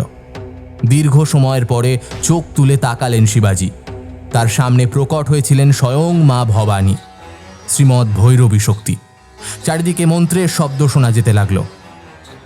এই মন্ত্রের উচ্চারণের সাথে সাথেই শিবাজির শরীরে আবার হারিয়ে যাওয়া শক্তি এসে প্রবেশ করল। মনে হলো যেন কেউ তাকে প্রকৃত শক্তির অধিকারী করে তুলতে চাইছে। তিনি তার অন্তরে লুকিয়ে থাকা মাহাত্ম্যকে অনুভব করতে পারছিলেন। পূর্বের তুলনায় আরও অনেক বেশি শক্তিশালী হয়ে উঠেছিলেন শিবরাজ। তিনি উঠে বসলেন। এরপরে করজোড়ে দেবীর দিকে তাকিয়ে তাকে উদ্দেশ্য করে বললেন, মা, আপনি এসেছেন। এতদিন যেন আমি গভীর ঘুমে আচ্ছন্ন হয়েছিলাম। আমাকে রক্ষা করুন মা। আমি জানি আমার সাম্রাজ্যের অবস্থা একেবারেই ভেঙে পড়েছে। নিজেকে তাদের উদ্দেশ্যে বিলিয়ে দিতে না পারলেও তাদের মুখনিসৃত কথাগুলি আমার কানে পৌঁছেছে। আমি বেশ বুঝতে পারছি আমার অবস্থার কথা। তারা যে আমি বিনা একেবারেই অনাথ হয়ে পড়েছে মা। আপনি এর একটি বিহিত করুন মা, এর একটা বিহিত করুন। বিচলিত হয়েও না শিবরাজ, সময় তোমার সাথেই আছে। তবে তোমাকে খুব সাবধানে এগোতে হবে। তুমি আমার শরণাপন্ন হয়েছ। তোমার নির্লোভ কাকুতি আমি গ্রহণ করেছি। তোমাকে আমি অবশ্যই সহায়তা করব, তবে সময়ের পূর্বে আমি কিছুই করতে পারবো না। তোমাকে এক সহস্রম তন্ত্র সাধনা করতে হবে। এই সাধনার দ্বারা আহরিত জ্ঞান তোমাকে তোমার ভবিষ্যতের ছবি দেখাবে। স্পষ্ট হয়ে উঠবে প্রতিটা অজানা দিক। এই খাঁড়া তোমাকে যুদ্ধের অবতরণে সাহস যোগাবে। তবে একটা কথা শিবরাজ, তোমাকে অস্ত্রের পরিবর্তে বেশ কিছু যুদ্ধ নিজের বুদ্ধিবল দ্বারাও জয় করতে হবে। এটাই তোমার মারাঠা সাম্রাজ্যের আধিকারিক হিসাবে চিহ্নিত করবে ও সেই সাথে তোমার যোগ্য মর্যাদাও পাবে। শুধু অস্ত্র তুলে ধরলেই একজন প্রকৃত যোদ্ধা হওয়া যায় না, সেই সাথে বুদ্ধিমত্তা ও সঠিক সময়ে নীতি নির্ধারণের ক্ষমতাও থাকতে হয়। এই দুয়ের সমন্বয় সাধিত হলে তবেই তুমি এই বিশাল সাম্রাজ্যের অধিপতির ভূমিকায় আসীন হতে পারবে। এতটুকু বলার সাথে সাথেই দেবী অন্তর্হিত হয়ে গেলেন। শিবাজি উঠে দাঁড়ালেন। এরপরে তিনি দেবীকে স্মরণ করে গর্ভগৃহের দিকে অগ্রসর হওয়ার সময় এক ব্যক্তির মুখোমুখি হলেন। তিনি শিবাজিকে দেখার সাথে সাথেই অবাক হয়ে গেলেন। শিবাজির প্রাসাদে অবস্থানরত এই গর্ভগৃহটি এক গুহা মন্দির হিসেবেও পরিচিত ছিল। শিবাজির মা জিজাবাই এই তান্ত্রিক ক্রিয়ার প্রয়োগ ঘটিয়ে বহুবার সুলতানি শক্তির কবল থেকে মারাঠাদেরকে উদ্ধার করেছিলেন। এই তান্ত্রিক প্রক্রিয়া কোনো সাধারণ প্রক্রিয়া ছিল না। দেবীর পার্শ্বে অবস্থানকারী খাঁড়া, যেটি চতুষ্কোণ তলোয়া আকৃতির ছিল, সেটিকে যুদ্ধক্ষেত্রে তলোয়ার রূপেও ব্যবহার করা যেত। এই প্রক্রিয়ার বিদ্যা শিবরাজ আয়ত্ত করেছিলেন নিজের মা জিজাবাইয়ের কাছ থেকে। জিজাবাই মারাঠা ধর্মজ বংশের সন্তান ছিলেন। সেই সাথে তার পিতা একজন নৃপতি হওয়ার পাশাপাশি একজন মস্ত পুরোহিত ছিলেন। দেবী শক্তির উপাসনার পরেই তিনি সর্বদা নিজের কাজ সম্পাদনের উদ্দেশ্যে রওনা দিতেন। তবে বৈদেশিক শত্রুদের আক্রমণের দরুন দাক্ষিণাত্যের পার্শ্ববর্তী রিয়ানসিরি নামক এই ছোট্ট রাজ্যটি কোনোদিনই নিজের আশু প্রভাব বিস্তার করতে পারেনি। তবে নিজের সম্মান রক্ষা করতে না পারলেও তিনি কোনোদিনও তার সাম্রাজ্যকে কোনো বৈদেশিক শক্তির হাতে ছেড়ে দেননি। সেই সাথেই দেবী মহামায়ার শক্তির ওপরে অগাধ বিশ্বাস থাকায় তিনি সর্বদাই ভৈরবীর পুজো করে গিয়েছিলেন। নিজের পিতার থেকে প্রাপ্ত শিক্ষার দ্বারাই নিজেকে সমৃদ্ধ করতে পেরেছিলেন জিজাবাই।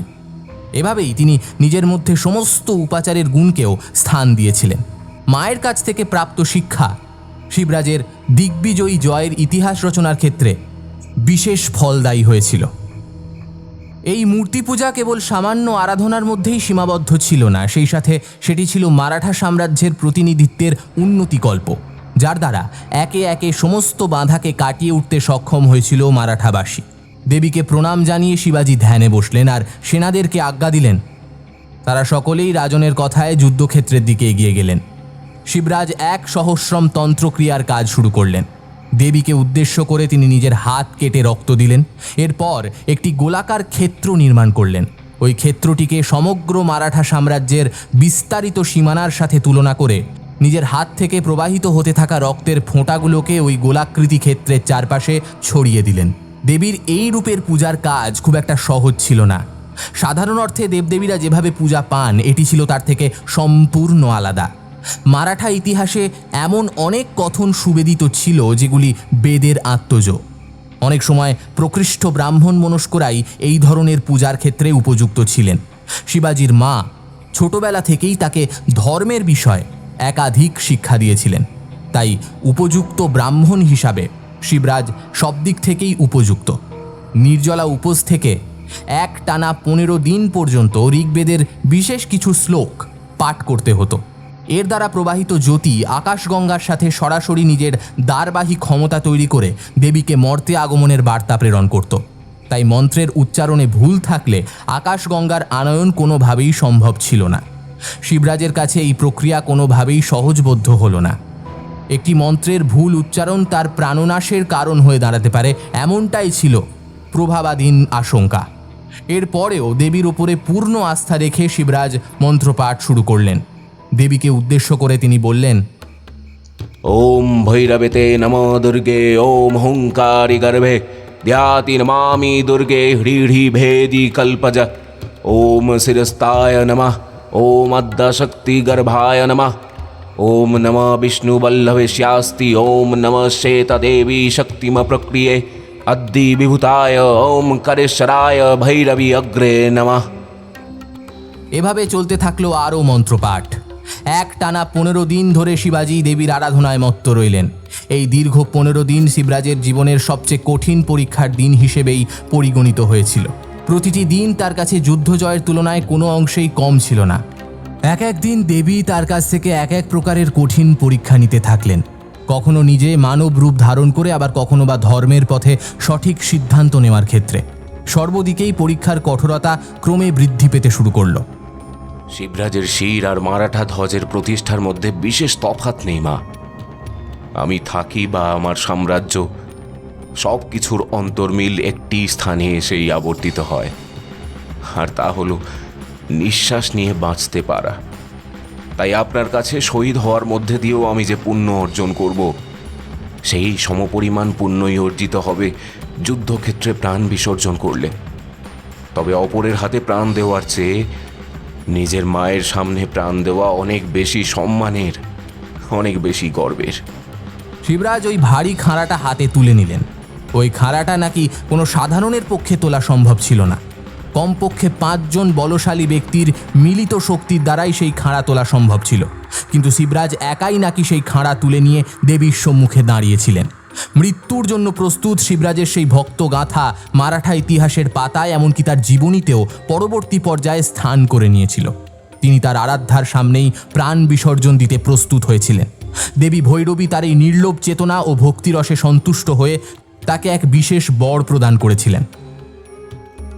এই নাও শিবরাজ, আমার আশীর্বাদী সিঁদুর। আমি তোমার ভক্তিতে প্রসন্ন হয়েছি।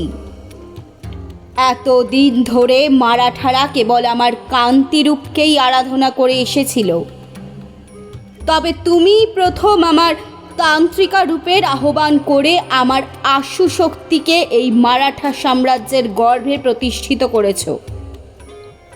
আমি তোমাকে 7 জন পরম সিদ্ধ ঋষির বল প্রদান করলাম।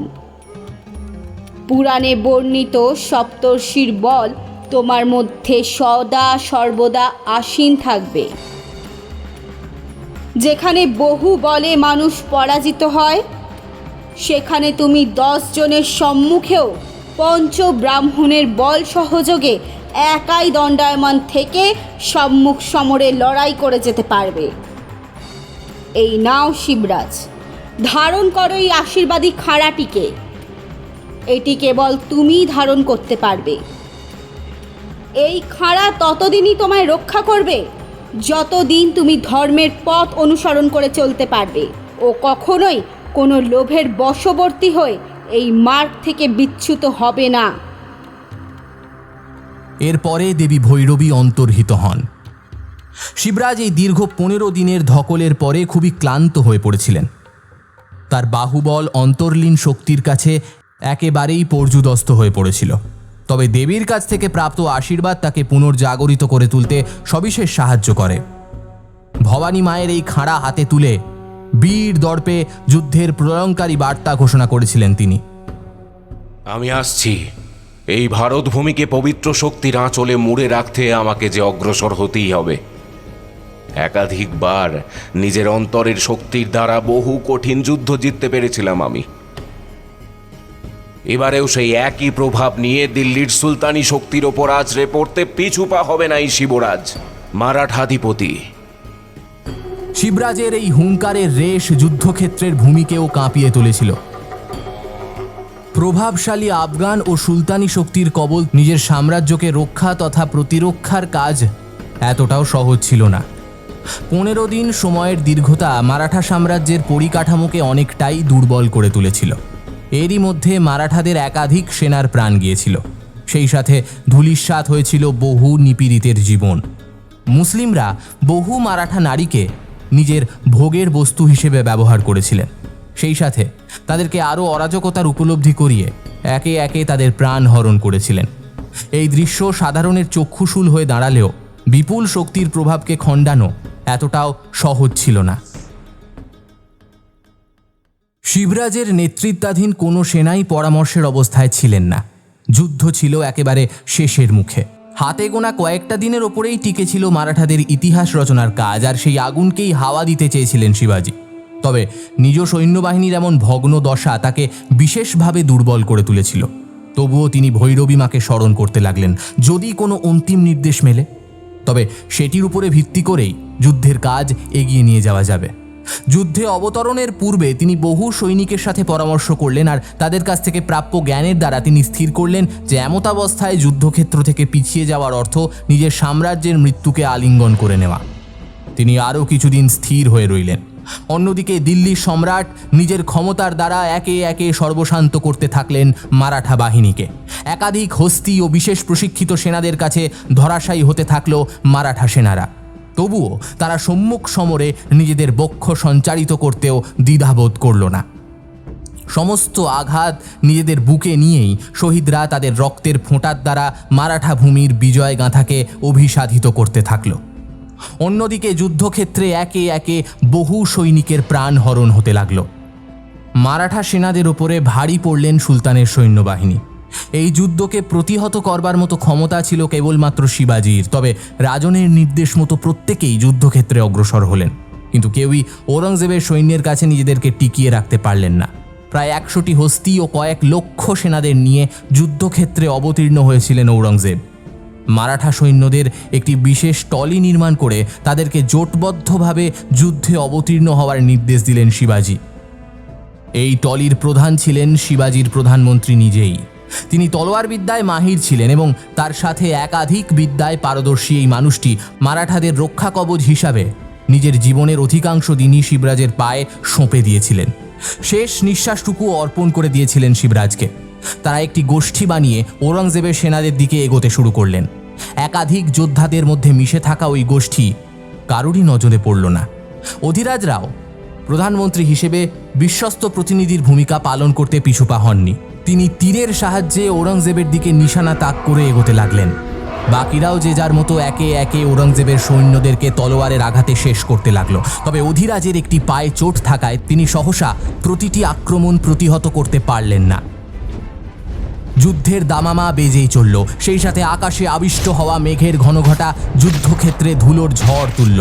অনেকেই চোখে দেখতে না পেয়ে একে অপরের দিকে তলোয়ার চালাতে লাগলো। সেই শব্দে নিজের ও পরের দূরত্ব সমাপ্ত হলেও মারাঠাদের বহু সৈন্যরা নিজেরাই নিজেদের মৃত্যুর কারণ হয়ে দাঁড়ালো।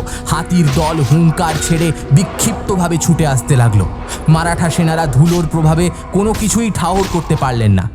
অন্যদিকে অধিরাজ ঔরঙ্গজেবের দিকেই নিশানা তাক করে রইলেন, কিন্তু ঠিক সেই সময় ঔরঙ্গজেবের প্রধান সেনাপতির নজর গেল তার দিকে। ঔরঙ্গজেবের ওপরে প্রাণঘাতী আক্রমণ হতে পারে জেনে তিনি নিজেই অগ্রসর হলেন। অধিরাজের নিশানা যথার্থ হলেও সেই তীর এসে বিদ্ধ করল ঔরঙ্গজেবের সেনাপতি হিম্মত আহিরদিলকে। ঔরঙ্গজেব একাধিক সেনাপতিকে নিজের চারপাশে ছড়িয়ে রেখে যুদ্ধে অবতীর্ণ হতেন। তাকে ঘিরে থাকতেন এই 5 জন সেনাপতি, যাদের প্রত্যেককেই বিশেষ তলোয়ার বিদ্যায় ও তীরন্দাজিতে প্রশিক্ষিত করে তোলা হতো। মুঘলদের লড়াইয়ের একাধিক নীতির মধ্যে এটিও ছিল একটি বিশেষ নীতি। সেনাপতিকে ভূমিতে লুটিয়ে পড়তে দেখে সম্রাট সহ বাকি সকলেই সজাগ হয়েছিলেন। এরপরে তারাই একে একে অধিরাজকে লক্ষ্য করে তীর ছুঁড়তে শুরু করলেন। একাধিক তীর বিদ্ধ করল তাকে। এরপরেও তিনি থেমে থাকলেন না। শেষমেশ এক দামাল হাতির পায়ের তলায় পৃষ্ঠ হলেন অধিরাজ। হাতিটি তাকে জমির সাথে পিষে দিয়ে চলে গেল। অধিরাজ নিজের হাতে থাকা তলোয়ারটিকে কোনোদিনও ভূমিতে পতিত হতে দেননি। মৃত্যুর পরেও নাকি তিনি নিজের বুকের ওপরে ওই তলোয়ারের ফলাটিকে রেখেই শেষ নিঃশ্বাস ত্যাগ করেছিলেন। অধিরাজ জীবিত থাকলে ঔরঙ্গজেবের পক্ষে ওই যুদ্ধে মৃত্যুকে সচক্ষে দেখতে পাওয়ার সৌভাগ্য অনিশ্চিত ছিল। তবে এই অনাবশ্যক মৃত্যুটি ঔরঙ্গজেবকে আরও দৃঢ় প্রতিবদ্ধ করে তুলতে সক্ষম হয়েছিল। 21 দিন ধরে এক টানা চলতে থাকা ওই ভয়ঙ্কর যুদ্ধের অন্তিম ক্ষণ এসে উপস্থিত হয়েছিল। এই দীর্ঘ সময়ের মধ্যে মারাঠারা তাদের সবটাই হারিয়ে ফেলেছিলেন। পড়েছিলেন কেবল শিবাজি নিজেই। এই যুদ্ধের অন্তিম দায়ভার তার কাঁধেই এসে পড়তেছিল। অন্তিম দিনে যুদ্ধের পরিসরটিকে ছাউনি থেকে প্রত্যক্ষ করতেই প্রচণ্ড ঘাবড়ে গেলেন শিবরাজ। একাধিক মারাঠা সেনার শরীরের ব্যবচ্ছেদের দৃশ্য নজরে পড়তেই তার অন্তরের শক্তি হ্রাস পেতে লাগল। ঔরঙ্গজেব একটানা এতগুলো দিন ধরে একাই লড়াই চালিয়ে যাচ্ছিলেন। ক্ষণিকের বিরতির মধ্যেও মারাঠাদেরকে অন্তিম নিঃশ্বাস ফেলতে দেখার উদ্দেশ্যেই তিনি এই রুদ্র রূপ ধারণ করেছিলেন। শিবরাজ ভৈরবী মায়ের শরণাপন্ন হলেন। গুহায় প্রবেশের পরেই পুনরায় তিনি এগিয়ে গেলেন ওই দেবী মূর্তির দিকে। দেবীকে আহ্বান করতে লাগলেন শিবরাজ। তার কাতর কণ্ঠের ডাকে সাড়া না দিয়ে থাকতে পারলেন না দেবী। যুদ্ধের শেষ দিন শিবাজিকে দর্শন দিলেন ভৈরবী। নিজের রূপে প্রকাশিত হলেন তিনি। তার এই ঐতিহ্যশালী রূপের দিকে তাকিয়ে অবাক হয়ে গেলেন তিনি। ভৈরবী মা পূর্ণা ভৈরবী রূপে দেখা দিলেন শিবাজিকে। তাকে দেখা মাত্রই অবাক হয়ে গেলেন শিবাজি। তারপর দেবীকে উদ্দেশ্য করে বললেন, দেবী, এ আপনার কেমন রূপ? এমন রুদ্র রূপ দর্শন হবে আমি স্বপ্নেও ভাবিনি। আপনি আমাকে আদেশ করুন দেবী। এতদিন তুমি এটাকে কেবল খাড়া হিসাবেই দেখে এসেছিলে।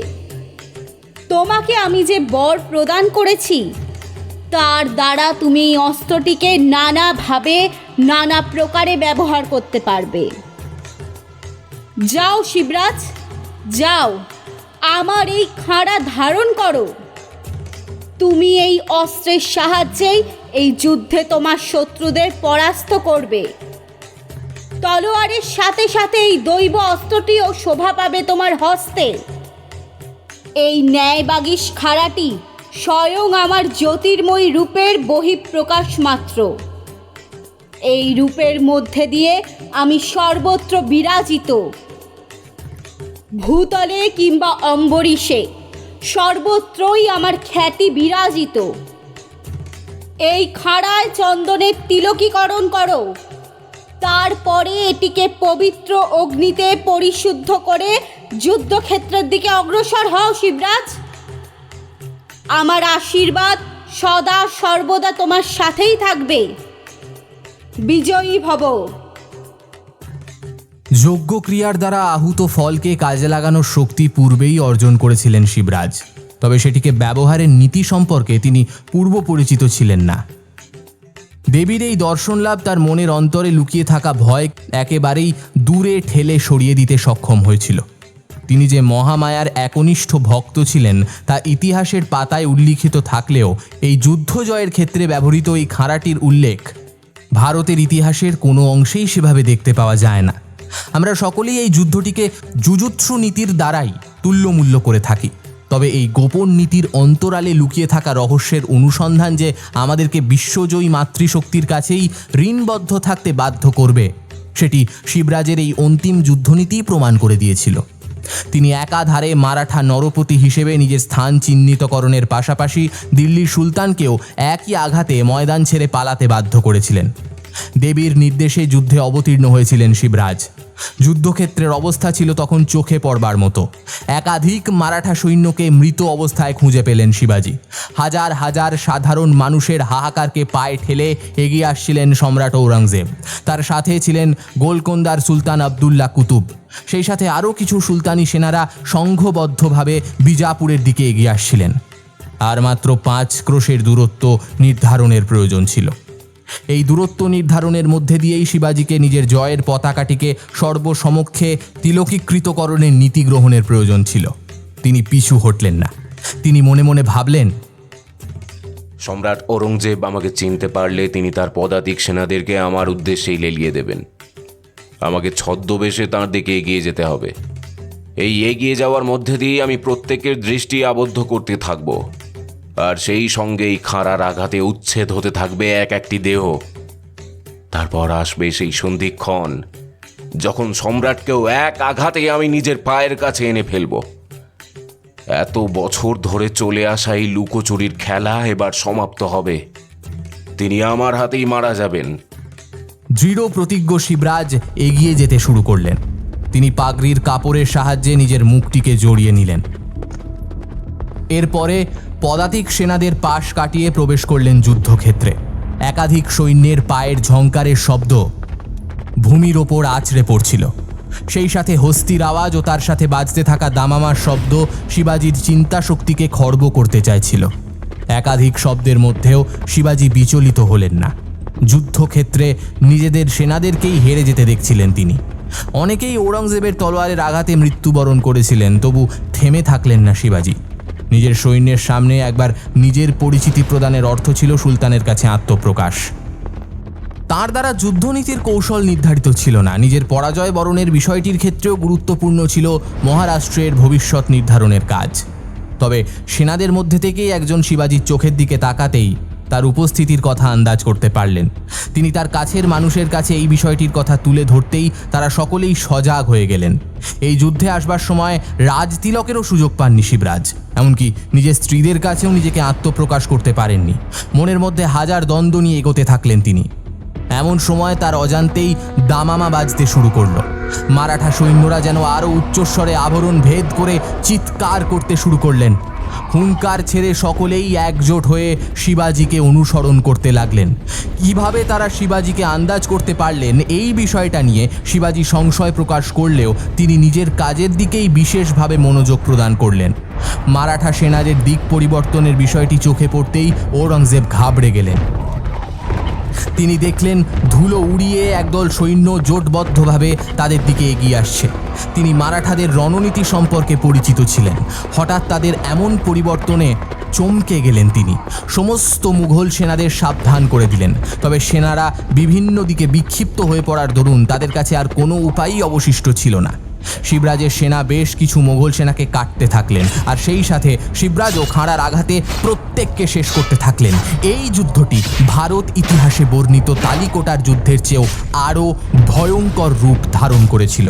এমনটা মনে করা হয় যে শিবরাজের আগমনের মধ্যে দিয়ে তিনি একাই মুঘলদের 50,000 সেনাকে খাঁড়ার আঘাতে হত্যা করেছিলেন, আর সেই সাথে পর্যদস্ত হয়েছিলেন স্বয়ং সম্রাটও। ঔরঙ্গজেব তাদেরকে এগিয়ে আসতে দেখে পিছোতে শুরু করলেন। আবদুল্লাহ কুতুব শাহ তাকে উদ্দেশ্য করে বললেন, হুজুর, আপনি মারাঠাদের রাজনীতি সম্পর্কে ওয়াকিবহাল না হলেও আমি জানি এই কাজ শিবাজি ব্যতীত আর কারোর জানা নেই। চক্রাকারে যুদ্ধক্ষেত্রে নিজের প্রভাব বিস্তার করার জন্যই তিনি এইভাবে নিজের অস্তিত্বের প্রমাণ দিয়েছেন। আসলে প্রথম দিকে তিনি যুদ্ধে প্রবেশ করেননি। আমরা ভুল করে কোনো একজনকে শিবাজি ভেবে তাকে হত্যার সিদ্ধান্ত নিয়েছিলাম, কিন্তু এখন দেখতে পাচ্ছি তিনি আদৌ শিবাজি ছিলেনই না। এমতা অবস্থায় যুদ্ধক্ষেত্র ছেড়ে পলায়ন করাটাই সবথেকে গুরুত্বপূর্ণ কাজ হবে। শিবাজি আরও কাছে এগিয়ে এলেন। এরপরে নিজের মুখের ওপর থেকে পর্দা সরাতেই ঔরঙ্গজেবের চোখ দুটোর ওপরে নজর পড়তেই তিনি ভয়ে আরও পিছিয়ে গেলেন। শিবাজির হস্তে শোভা পাচ্ছিল সেই জলজলে খাঁড়াটি। খাঁড়ার শেষ প্রান্ত থেকে রক্তের ফোঁটাগুলো ঝরে পড়ছিল। সেভাবেই এগিয়ে যেতে থাকলেন শিবরাজ। তিনি বেশ কিছু সৈন্যকে হত্যা করে সরাসরি সম্রাটের হস্তির পায়ে আঘাত করলেন। খাঁড়ার আঘাত সহ্য করতে না পেরে হস্তিটার শরীর ঝাঁকাতেই সম্রাট ভূমিতে লুটিয়ে পড়লেন। সাথে সাথে মারাঠা সেনারা তাকে ঘিরে ফেললেন। ঔরঙ্গজেব কোনো উপায় না দেখে শেষ পর্যন্ত শিবরাজের নিকট প্রাণ ভিক্ষা করলেন। শিবাজির নির্দেশে সেনারা সম্রাটকে ঘিরে থাকলেও কেউই তার ওপর প্রহার করল না। এরপর শিবাজি সম্রাট ঔরঙ্গজেবকে উদ্দেশ্য করে বললেন, আমাদের উদ্দেশ্য আপনার দমন নয়, আমাদের উদ্দেশ্য স্বাধীন মহারাষ্ট্র। আপনি যদি আমাদেরকে স্বাধীন হওয়ার সুযোগ দেন তাহলে আমরাও কথা দিচ্ছি, আমরা কোনো দিনও দিল্লির মসনদের দিকে ফিরেও তাকাবো না। আমার পিতার সময়কাল থেকেই আমাদেরকে সুলতানি শক্তির পদলেহন করে চলতে হয়েছে, কিন্তু তবুও আমি কোনো দিনও কারুর বশ্যতা স্বীকার করিনি, আজকেও করতে পারবো না। আমরা আপনাকে সসম্মানে দিল্লি যাওয়ার অনুরোধ জানাচ্ছি, তবে আপনাকে বিজাপুর সহ সমগ্র মহারাষ্ট্রের উপর থেকেই সুলতানি শাসনের অস্তিত্বকে সরিয়ে নিতে হবে। সেই সঙ্গে আমাদের উপর থেকে মকুব করতে হবে সমস্ত কর।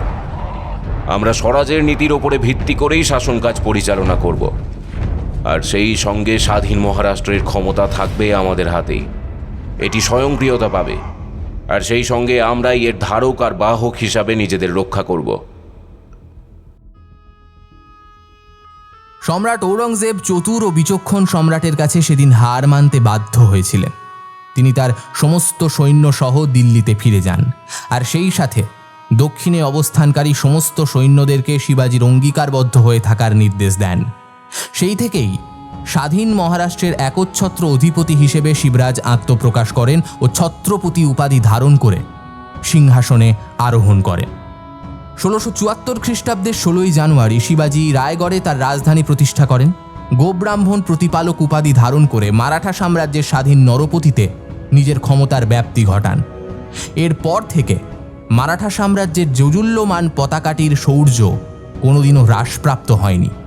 শিবাজি দাক্ষিণাত্য সহ দক্ষিণ ও দক্ষিণ পশ্চিম ভারতের একাধিক জায়গা মারাঠা সাম্রাজ্যের অন্তর্ভুক্ত করেছিলেন। ভারতের ইতিহাস তার এই বীর গাথার সাক্ষ্য প্রমাণ হিসেবে নিজেকে ধরে রেখেছিল। 1680 খ্রিস্টাব্দের 14ই এপ্রিল শিবাজি এক কঠিন রোগে আক্রান্ত হয়ে মারা যান। কোনো বৈদ্য তার এই রোগের কারণ আন্দাজ করতে পারেননি। এমনটা মনে করা হয় যে একাধিকবার নিজের শরীরের ওপরে আসতে থাকা আঘাতগুলোকে প্রতিহত করতে না পেরে তাকে এই অনাবশ্যক মৃত্যুর সম্মুখীন হতে হয়েছিল। শিবাজি চলে গিয়েছিলেন ঠিকই, কিন্তু ভারতের ইতিহাসে তিনি চিরতরে অজেয়। অমরত্বের অধিকারী হিসাবেই নিজের জয়ের পতাকাটিকে বিশ্বের কাছে এক বিশেষ সম্পদ হিসেবে তুলে রাখতে সক্ষম হয়েছিলেন। এটিই ছিল তার ঐকান্তিক দক্ষতা। তিনি শুধুমাত্র একজন শাসক হিসেবেই নিজের প্রতিভাকে প্রভাব বিস্তার করতে দেননি, একজন সুচেতন রাজা ও বুদ্ধিমত্তার মিশেল হিসাবেও স্বর্ণাক্ষরে ভারতের ইতিহাসের পাতায় নিজের নাম খোদাই করে গিয়েছিলেন। राजा शिवछत्रपती महाराजांचा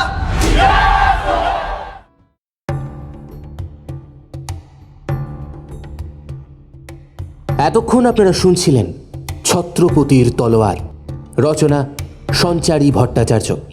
ছত্রপতি শিবাজির ভূমিকায় প্রীতম মুখোপাধ্যায়, অন্যান্য চরিত্রে রমাকান্ত, শুভম, সায়ন্তন, ইন্দ্রনীল, আর্য, শঙ্খ, পূর্বা, তৃষা এবং দিব্যেন্দু। শব্দগ্রহণ রণজয় ও শঙ্খ। শব্দ সংযোজন, আবহ ও স্পেশাল এফেক্টসে আর্য ও শঙ্খ।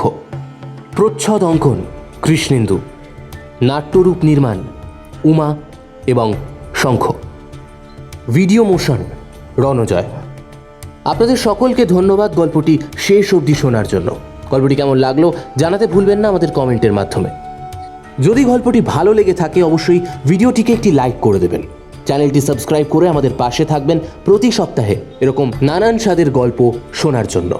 আজকের মতো এই পর্যন্তই। আগামী সপ্তাহে আপনাদের সঙ্গে আবার দেখা হবে আরও একটি নতুন গল্পের সাথে। সবাই সুস্থ থাকবেন, ভালো থাকবেন। শুভরাত্রি।